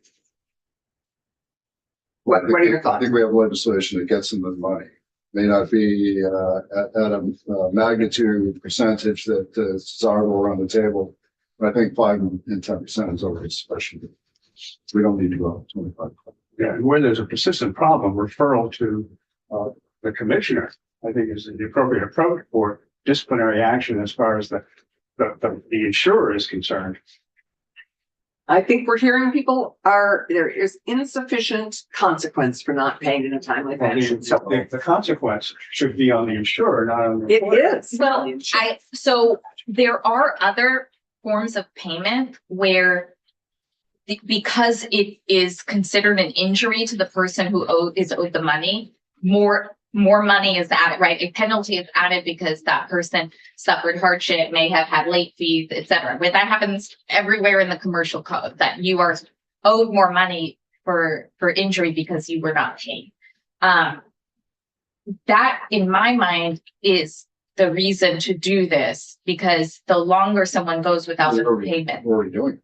We have 5 and 10%. So I guess are those sufficient to both encourage timely payment and to satisfy the potential injury to the person who has an extremely late payment or consistently late payments? That is my question. Right. I mean, when Jamie was in the witness chair and I said this doesn't happen in other areas, I actually wanted to take it back because I get reimbursements for healthcare stuff. And I think if I was living paycheck to paycheck and this came 6 weeks later than I was expecting it, which it does all the time, I don't know how I'd survive. Right. I mean, anytime I get one of those checks that takes forever from an insurance company, I think about a vast majority of other Vermonters who needed that money, weeks ago. Maybe this would be the kind of thing for passing a law about it. Additionally, we ought to take some testimony. We have taken testimony. Who else do you want to hear from? Who else? We've heard from the department. We've heard from a lawyer that has 62 cases in 1 year. Yeah. And we heard from insurers. Yeah. That was Jamie. We had heard from Jamie. Who, of course, said it's just so rare. And then it's like, if it's rare, then you're not running into this issue. 62 cases a year is not rare in my mind. How many? 62. One lawyer. Out of how many total payments? That's the other number we did. So that I don't know how we find that. Well, that's the point. But I guess then it also means that's not a significant financial harm to our workers' compensation. Or a significant problem. Oh, but it is significant to the person who Right, is but 5 receiving and late 10% is payment. already a penalty. I think it's okay. I don't know that helps someone who's Okay, getting three late that's- payments. So that's where we can disagree. So I Sure. think we should take a straw poll. So it sounds like we have a check for the language through 10%. Well, but let's take a straw poll because in my experience, and we're all 2 new members of the committee. There's a lot of new people in the legislature. My sense in the past has been you take straw polls on things, you see if the majority supports them, and then they get left until the very end when you decide if you're up and down on the whole bill. After we look at it. Yeah. So right. So what you're saying? So I would be what's you're no on this section. So no, he's no on the scale. He's still on the scale. So who would support this with up to 20%? Looking for a compromise scale. Yeah, I'm looking for a compromise scale. I would support this up to 20%. I want a consequence that's meaningful. The consequence, which I'd love to find compromise. 10% impact. It's pretty substantial. But it's not. I mean, what we heard. It'll never be zero. There'll never be 0 cases of late payments. An increase in that percent won't be. If there's an ongoing consistent delay in payments that may be a deliberate profit motive on the part of the insurer, it shouldn't be punished this way. It should be punished by removing the insurer from the insurance pool. And that should be a regulatory action. Well, eventually, yes, but people are experiencing personal harm when their remuneration is delayed. That would require tracking. It seems like tracking was a big issue with this. That's We're right. not adequately tracking. Because we don't seem to have a whole lot of other experts. Do you want to revisit this and look for a tracking mechanism so that we could apply that penalty? That we don't create. We're not gonna figure it out in the next an 20 minutes, so process we of doing that. So I hear support for current, for taking it up through B. Keeping 15% is where the new language. 10% is already. I heard 15. I heard 15. I would be willing to go to 15. 15, compromise. Well, there you got 4 folks that want 15. Great, okay, great. Okay. 15%. It'll be 15% of the benefit amount, the third payment, or any subsequent payments. We're serious about this, and it's gonna go to D. Okay. Thank you. Section 8 is the, I think that that is something that we should consider along with, the school support staff. And so for me, section 8 is something to hold till 26 or beyond. Oh. Yeah. I missed that part where we're not talking about it this year. I think we can't look at increasing costs to educational institutions at the moment. Okay. Or we kill She said or beyond 26. I said hold to 26 or beyond. it. That's a nuance. Okay, you can take a deep breath and then you can suffocate. Okay. Beyond and beyond, it's meaningless if you can't find a future legislature. Okay. Section 9 and 10 are both the Department of Corrections. And I would love to hear people's thoughts on this. I mean, one day I just like to hear more testimony on this issue.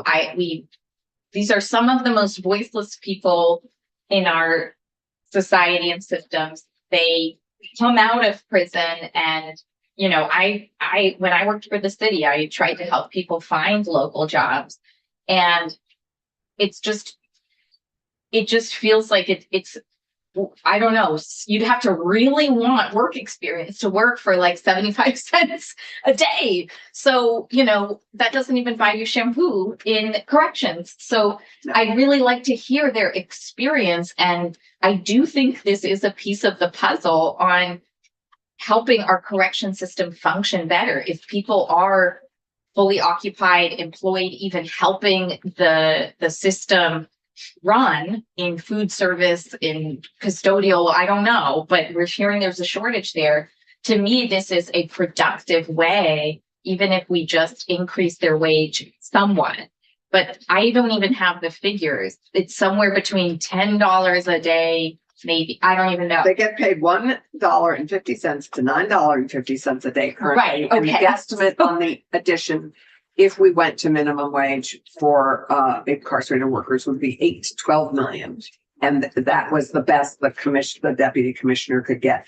I would like to have this conversation stay alive very much and include it in the workforce development discussion, because I would like to spend that amount of money getting better career and technical education into our prisons, where we can then give people really good skills so they can leave with strong employment opportunities. Why would that have to be linked to what they earn in prison? I think we need to have that conversation. So I think That's a different question. So I'm agreeing that the minimum wage question is not really the essence of this issue. The Yeah. essence is, are they being trained sufficiently for reentry into the community? Yes. How they get compensated for what they do inside? I'm going to say no, but I do say yes on looking at dedicating those funds to training. I'll just say this and then be quiet, but if we could get people closer to $10 a day from $1.50 a day, I don't know what you would do for $1.50 a day, but Well, it would be whether or not I wanted an education to be able to do something when I got out of prison. So I'm a hold, but I definitely want to come up to this again. And the board I was on, that I served on this past Monday when I wasn't available, is NEVI, and they have a lot of research on how to educate incarcerated individuals and tying some of these incentives and learn and earn type programs. So I'd love to hear from them. And I would definitely like Let's to come get back them to that in this session, depending on the time for Madam Chair. We have our first person, NEVI. Great. Okay, so that is sections 9 and 10. Section 11, I dare say prevailing wage is a much bigger conversation that we need to have. And so I would boldly propose that is a hold. And the question is, when do we want to have that conversation? Because the big one. But I would really very much like to have us consider moving on section G. which is the submission of the certified employees. The testimony today from Mrs. DeRocher, they said that they're currently collecting this. Yes, well, AOT is. Okay. Clearly, there's mixed experience with this, and that most big employers are required to do this in other states. This is common practice in other states. IRS, I don't know how they function. IRS is going to require knowing what they're employing their, what they're paying their employees. So, for me, this is a common practice that we should just. 17, 15 systems. I can't present this on the floor because I don't understand it well enough, and the implications where the factors would be. So I'm not presented on the floor, but I'm open to getting consistency with what the Agency of Transportation does, either now or over the next 3 years when the agencies get more comfortable with it. So I would be concerned with any type of implementation plan that would have this. Is this just AOT? No, this is Doing this. submitting. Oh, right. But So- not everybody else does. So my understanding is that this is simply certifying that you are paying the wage that's required.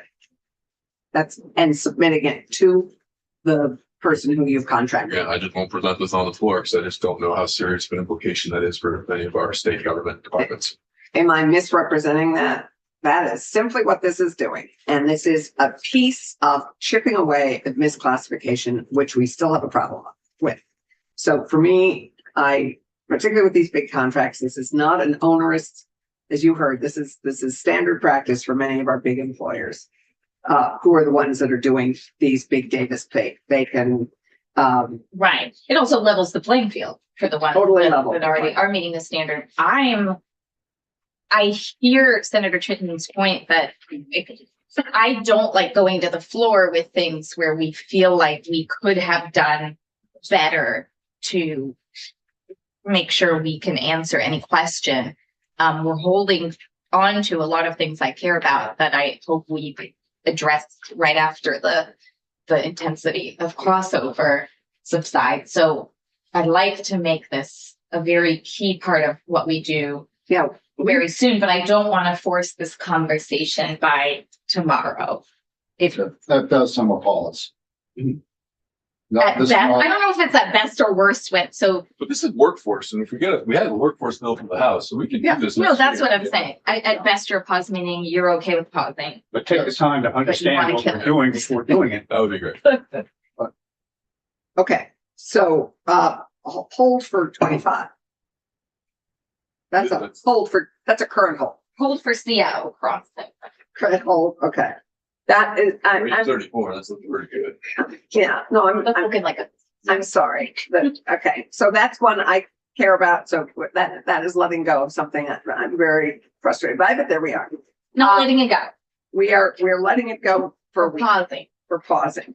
I also think if we do let it go, we want to make sure we hear from other departments and I don't know how we move it forward. Anyway, we'll figure out. But it sounds like, more people like Judy, who had a fabulous jacket, also, and they can share kind of similarly to other conversations how these are some standard things that we've heard are more complicated than they are. So I think a little bit more testimony would help us reduce complexity. Okay, great. I think we have pieces that we can move on in this bill and let us move to and we can ask the advocates for more witnesses on both sides of this discussion with G. Let's move to 653. That was going to be my punctuated moment to go to our present. Oh, okay. Do you have before you go? Can I ask, is there any sense in considering this conversation if we're missing one of the key members? Should we just stop what we're doing? We can shift to economic development because we have. This was your bill. Yeah. Maybe. Yeah. So then I would hope this we can discuss this afternoon. Yeah, if you go to, it sounds like you're not stopping progress if you go to economic development, which I don't think I have any remaining issues with. Okay, good. I never had any major issues. Okay. Okay. Good. Okay. So we will get your votes Thank on you those for that. things. Okay, I just sort of before we leave, well, let's wait and have this conversation after this committee is out. Okay. Okay. So Sophie, thank you very much. I think we see a redraft of 652 with the modest. Yes, it's just, maybe we can start one bill, a new draft with, we've agreed. Is that okay with everybody? Yes. Is that okay? Not supposed to have it by May. 4:30, yeah, 4:30. I don't know that I will. At the end of the day, or And before we reconvene at the end of the day, can we get a paper copy? If we're gonna talk about it. Can we get a- Yeah, vote it out. We got to see it. you're on deck. I'm not sure what's it. Okay, guys. Thank you. Thank you for your patience. This is what happened, you know. Very awesome. This is a committee with a big jurisdiction, and so. We have it. Okay. I know we've been sitting in a chair for like 4 hours. I have it printed, but it's not online because I don't have your approval for it online. So I just. Oh, you have our approval to put it online, and if you could pass around the printed piece Yes, and I'll get that. we will. And everyone will be able to see it online in a few minutes. Cracker, thank you. Okay, I have a cracker. You sure? Change your mind? Oh, right. It's not- Crunchy, raspberry, they've got sugar. Okay. Chocolate's doing something. All right. Let's be much with you. So like, Oh. how's it going?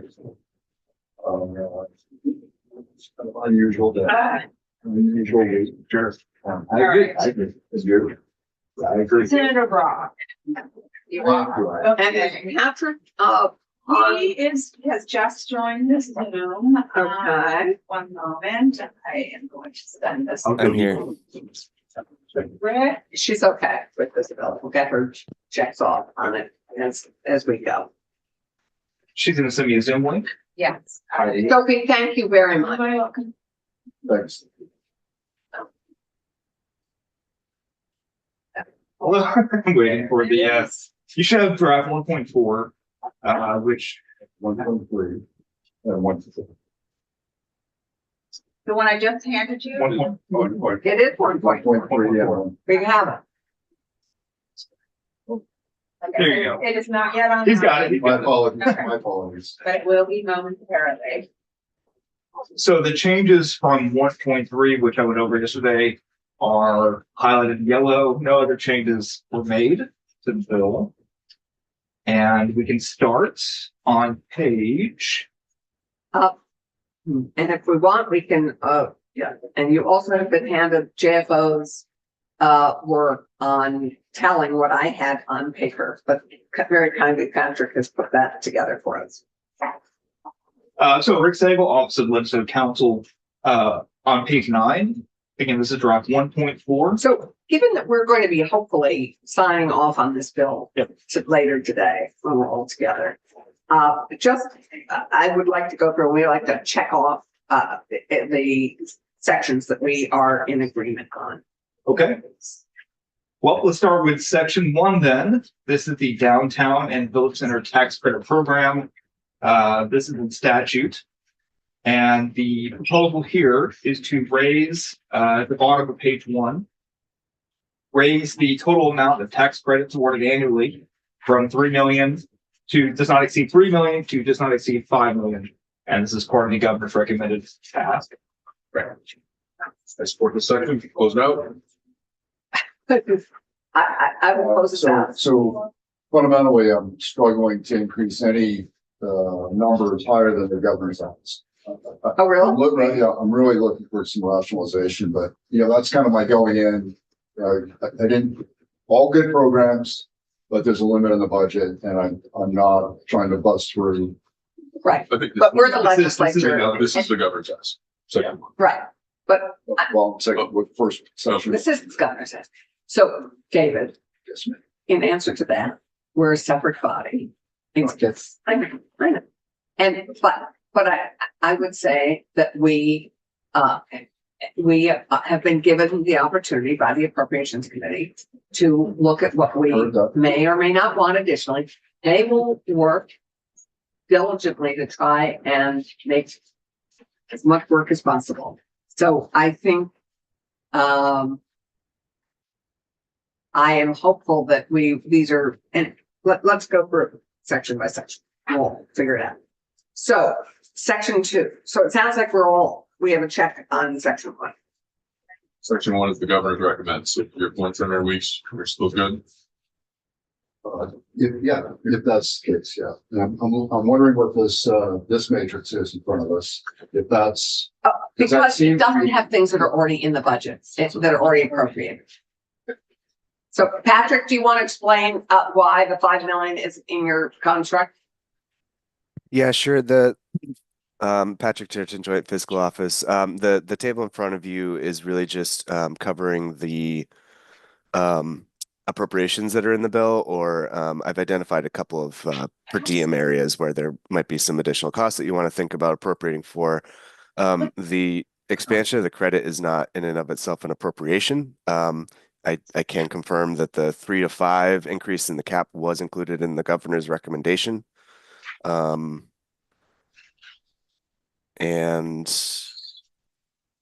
so going back to testimony, I can confirm that it was in the government.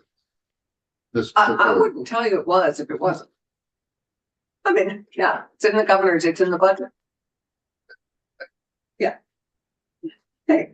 Okay, section 2. This begins some of these small business requests. This is 300,000 from the general fund to the Department of Economic Development for the purpose of supporting the Vermont Law and Graduate Schools public education offerings and physical support to small businesses through their Small Business Law Center. You heard testimony over this. This is not in the governor's recommended budget. And I think if you want to talk to Pat, he has included that information on there.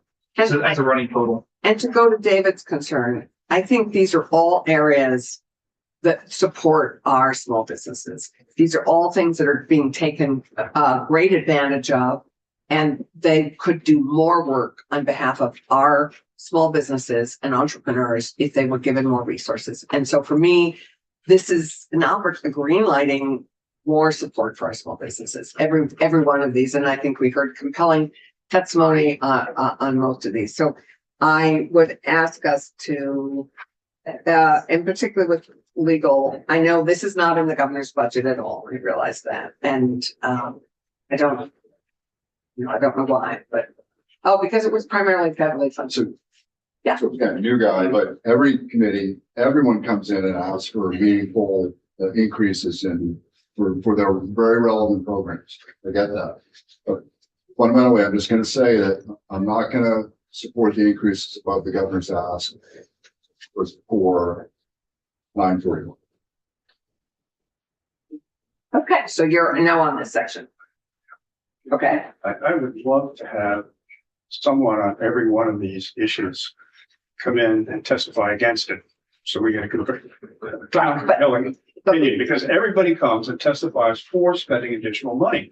And in most of these cases, we have, I think, very questionable measurements to determine whether or not they actually accomplish anything. If we have what the agency tells us, or the organization or the nonprofit tells us, we don't have accountability. So are you a no on this section? Yeah, I'm a no. Until we get that, I think we need to pause in these cost increases. So I'm agreeing with Senator Brock, because we're missing that element from the testimony. What's the matrix? We could say we could put a hold on or something to get it later in whether it be later in this biennium or a session or in 26. Got it. I love getting to consensus, but I will say I support this. I think the chair has made good arguments with this, with the presentation. So, and I know that there's a lot of steps left in the process. So I can support these allocations. I do worry that they're actually going to get stripped in appropriations, budget's probably going to get vetoed, and these things are probably going to be on the chopping block. But from the presentation so far, these have my support.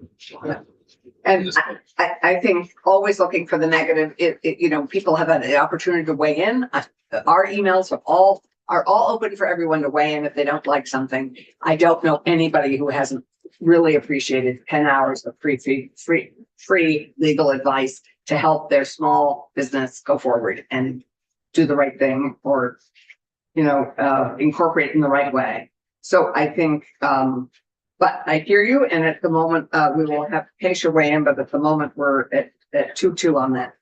So, I would move. There are other organizations, by the way, who do provide services, such as the SBA, that provides. The Bar Association helps some, but this crowd directs a lot of entrepreneurs to the Bar Association. Okay. They have a very good working relationship. The professionals of color, section B. We heard strong testimony on this twice, maybe even 3 times.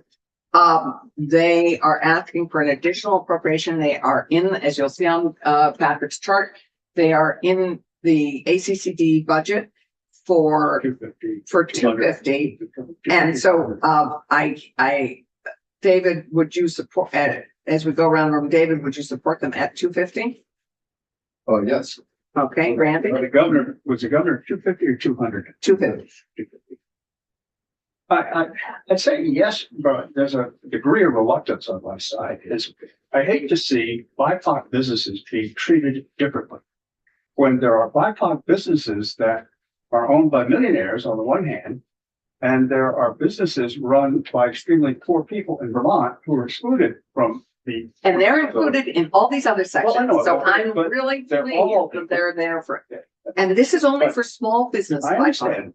But as I say, I'm uncomfortable with this by singling them out because in a way, it almost discourages them to compete in the normal market.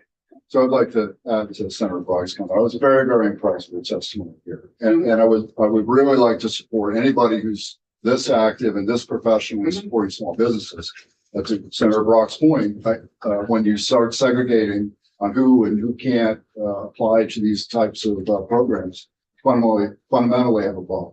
Okay. So, but I would hold that the governor's right. Okay, thank you. That's where I would be. Okay, I'm fine at the 250 or the 350 elevated. okay, I'm fine at the 350 elevated. Even if appropriation strips it out, we still report these on the floor? Is that how it works? Yeah. Okay. You gotta take ownership. So, well, that's our job, to be advocating for economic development, housing, and general affairs. So our job also is advocating for taxpayers. Oh, absolutely, but our job in our And so that's jurisdiction the is. balance that we have to achieve and in making decisions against funding. It's not that we're saying a lot of these things are not bad. No. We're just saying that we've got to prioritize what we do on the basis of what we have. I agree, and I completely agree. I would go to section C, which is business advising. Our Vermont Small Business Development Center, you'll look at the chart, is in the governor's budget at 388. $388,889. They're asking for an additional appropriation of $300,000 to reach an additional 200 Vermont entrepreneurs and small business owners. And they are all over the state. They have been incredibly effective. I applaud their work and I support this expansion if we are able to do it. And, it's. I'm sensitive to the taxpayer. I do see this as $1 million, but it seems like worthy causes based on the presentation. So I have to support this as well.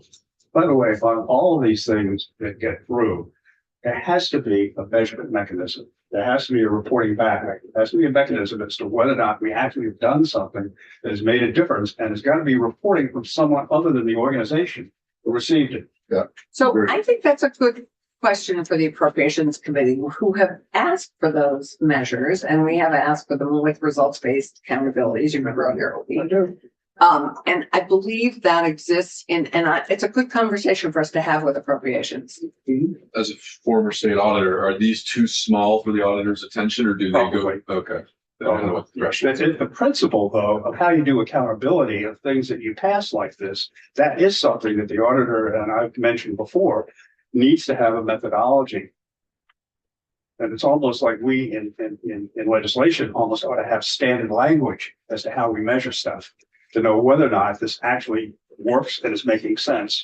And perhaps we can construct some language, and it probably will be an amendment after after crossover, assuming it comes back to us. So actually, this is an issue Kendall and I worked on really closely with our SOCWID task force, because one of the recommendations from that consultant was that we actually create a whole department of data that collects consistent data in every department and every agency so that we can actually do those comparisons that you're talking about, measurables. The effective way is to have each department have its own measurements. It would, but somebody As needs to opposed create. Yet another department.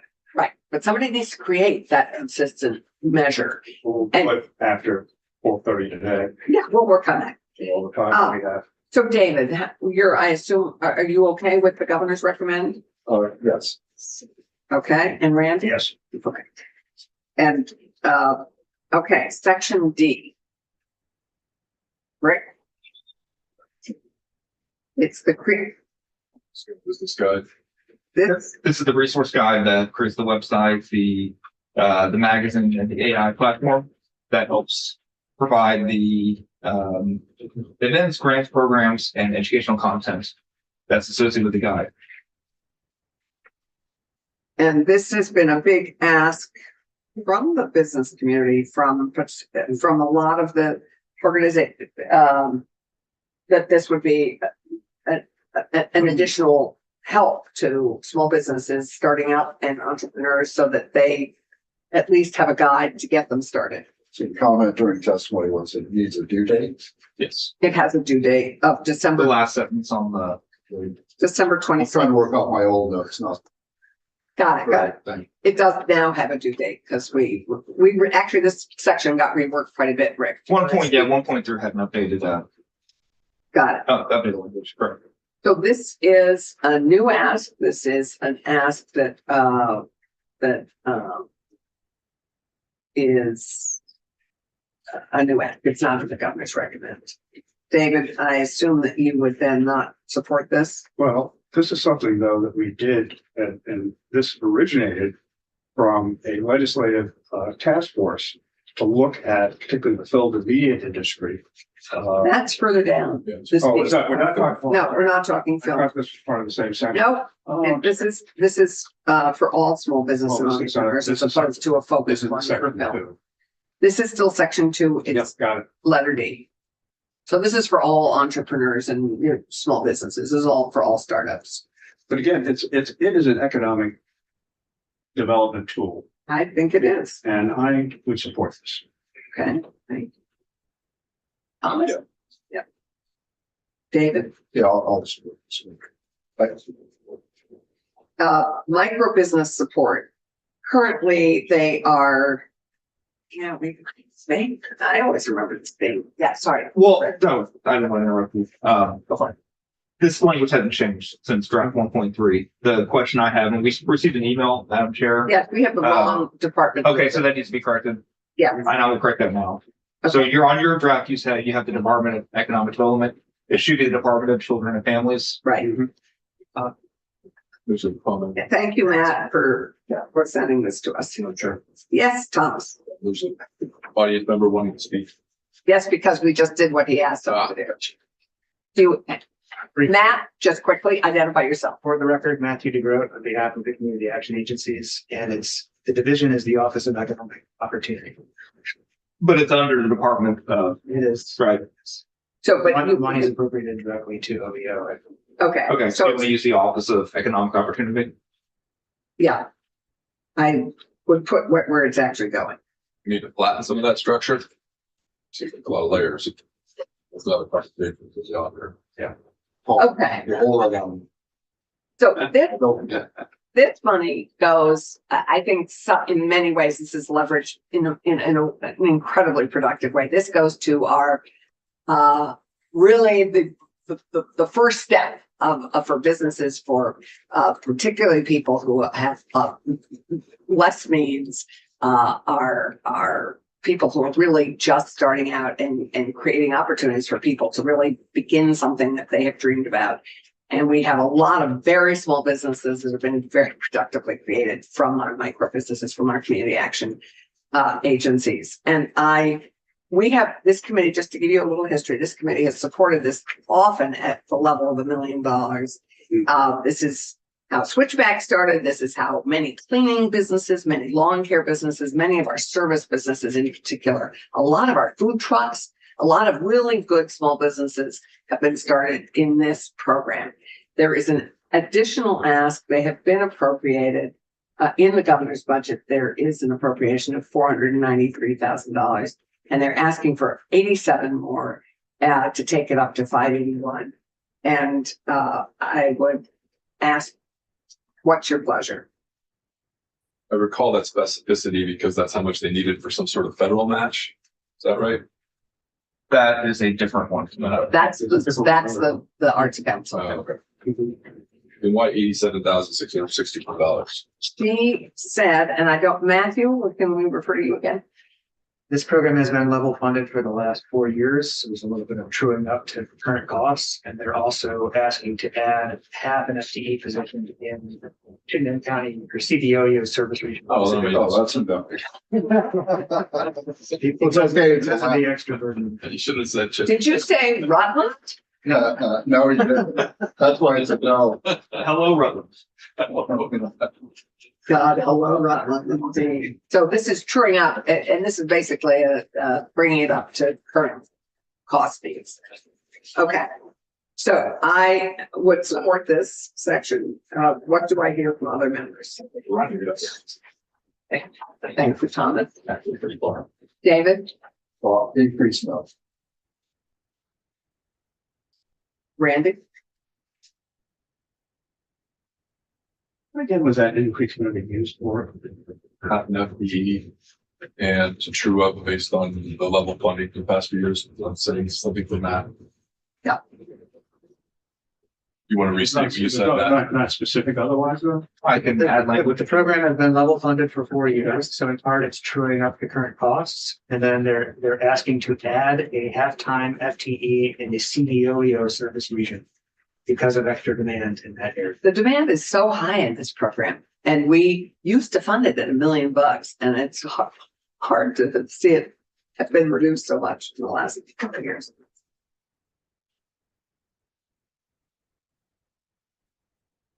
I'd be inclined to go along with it as an economic development tool on one hand for now, but as I say, what is still absolutely essential to this, and I don't know if we'll be able to do it by tomorrow, is with all of this is to add a measurement mechanism for return on this investment.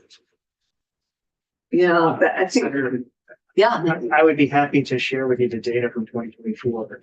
That's across the board. All outputs and outcomes of this program. The comments across, it's not targeting one particular thing. That's correct. Oh, and this is for all the cap Or county. This is $581,000 for all 5 cap agencies. So I mean, this is not going to one place. This is going to all our counties, all our constituents, But mostly the chickens.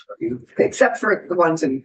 But I'd very much like to figure a way to get this bill to add at least the outlines of a measurement mechanism may well be to test someone to come back to us with a performance measurement for all these funding, particularly additional funding. One person to basically check up on all these appropriations. Well, no, essentially what we would do is assign some agency of government. Well, and it may be ACCD to come back with an outline as to how they would measure whether or not the objectives of these particular organizations, with the additional funding that were provided, has in fact formed relative to the additional benefits that the additional funds that were given.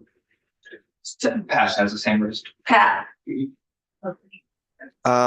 I just within some of this conversation, I thought it might be helpful just to give one note about something you might see in the table I provided. I just want to, you might see that there are some numbers that are highlighted in red. And I just want to call out the fact that the changes in funding or that are within this bill, those refer to base funding appropriations that were recommended by the governor. And so the difference there is actually an increase in base funding, the way it's written right now. So anything in black would be one time, and then red is sort of base funding. And I just want to bring that up to the comment of the level funding for the last 4 years. The way this is in here now, it's contemplating an increase in the base. So this is also moving forward. Yeah. Chair, I might encourage us to consider the 300,000 from 2C to be one time rather than base. I just, that's a big chunk of money, and I don't know if this argument was strong enough to make it base. But maybe it was. I'd have to review my notes. You know, and quite honestly, that's the work of the appropriations committee. They move this around and they will make a decision about what's one time, what's base, and what works. That works. I think. They have a lot more time than we do. Okay, thank you for that, Patrick.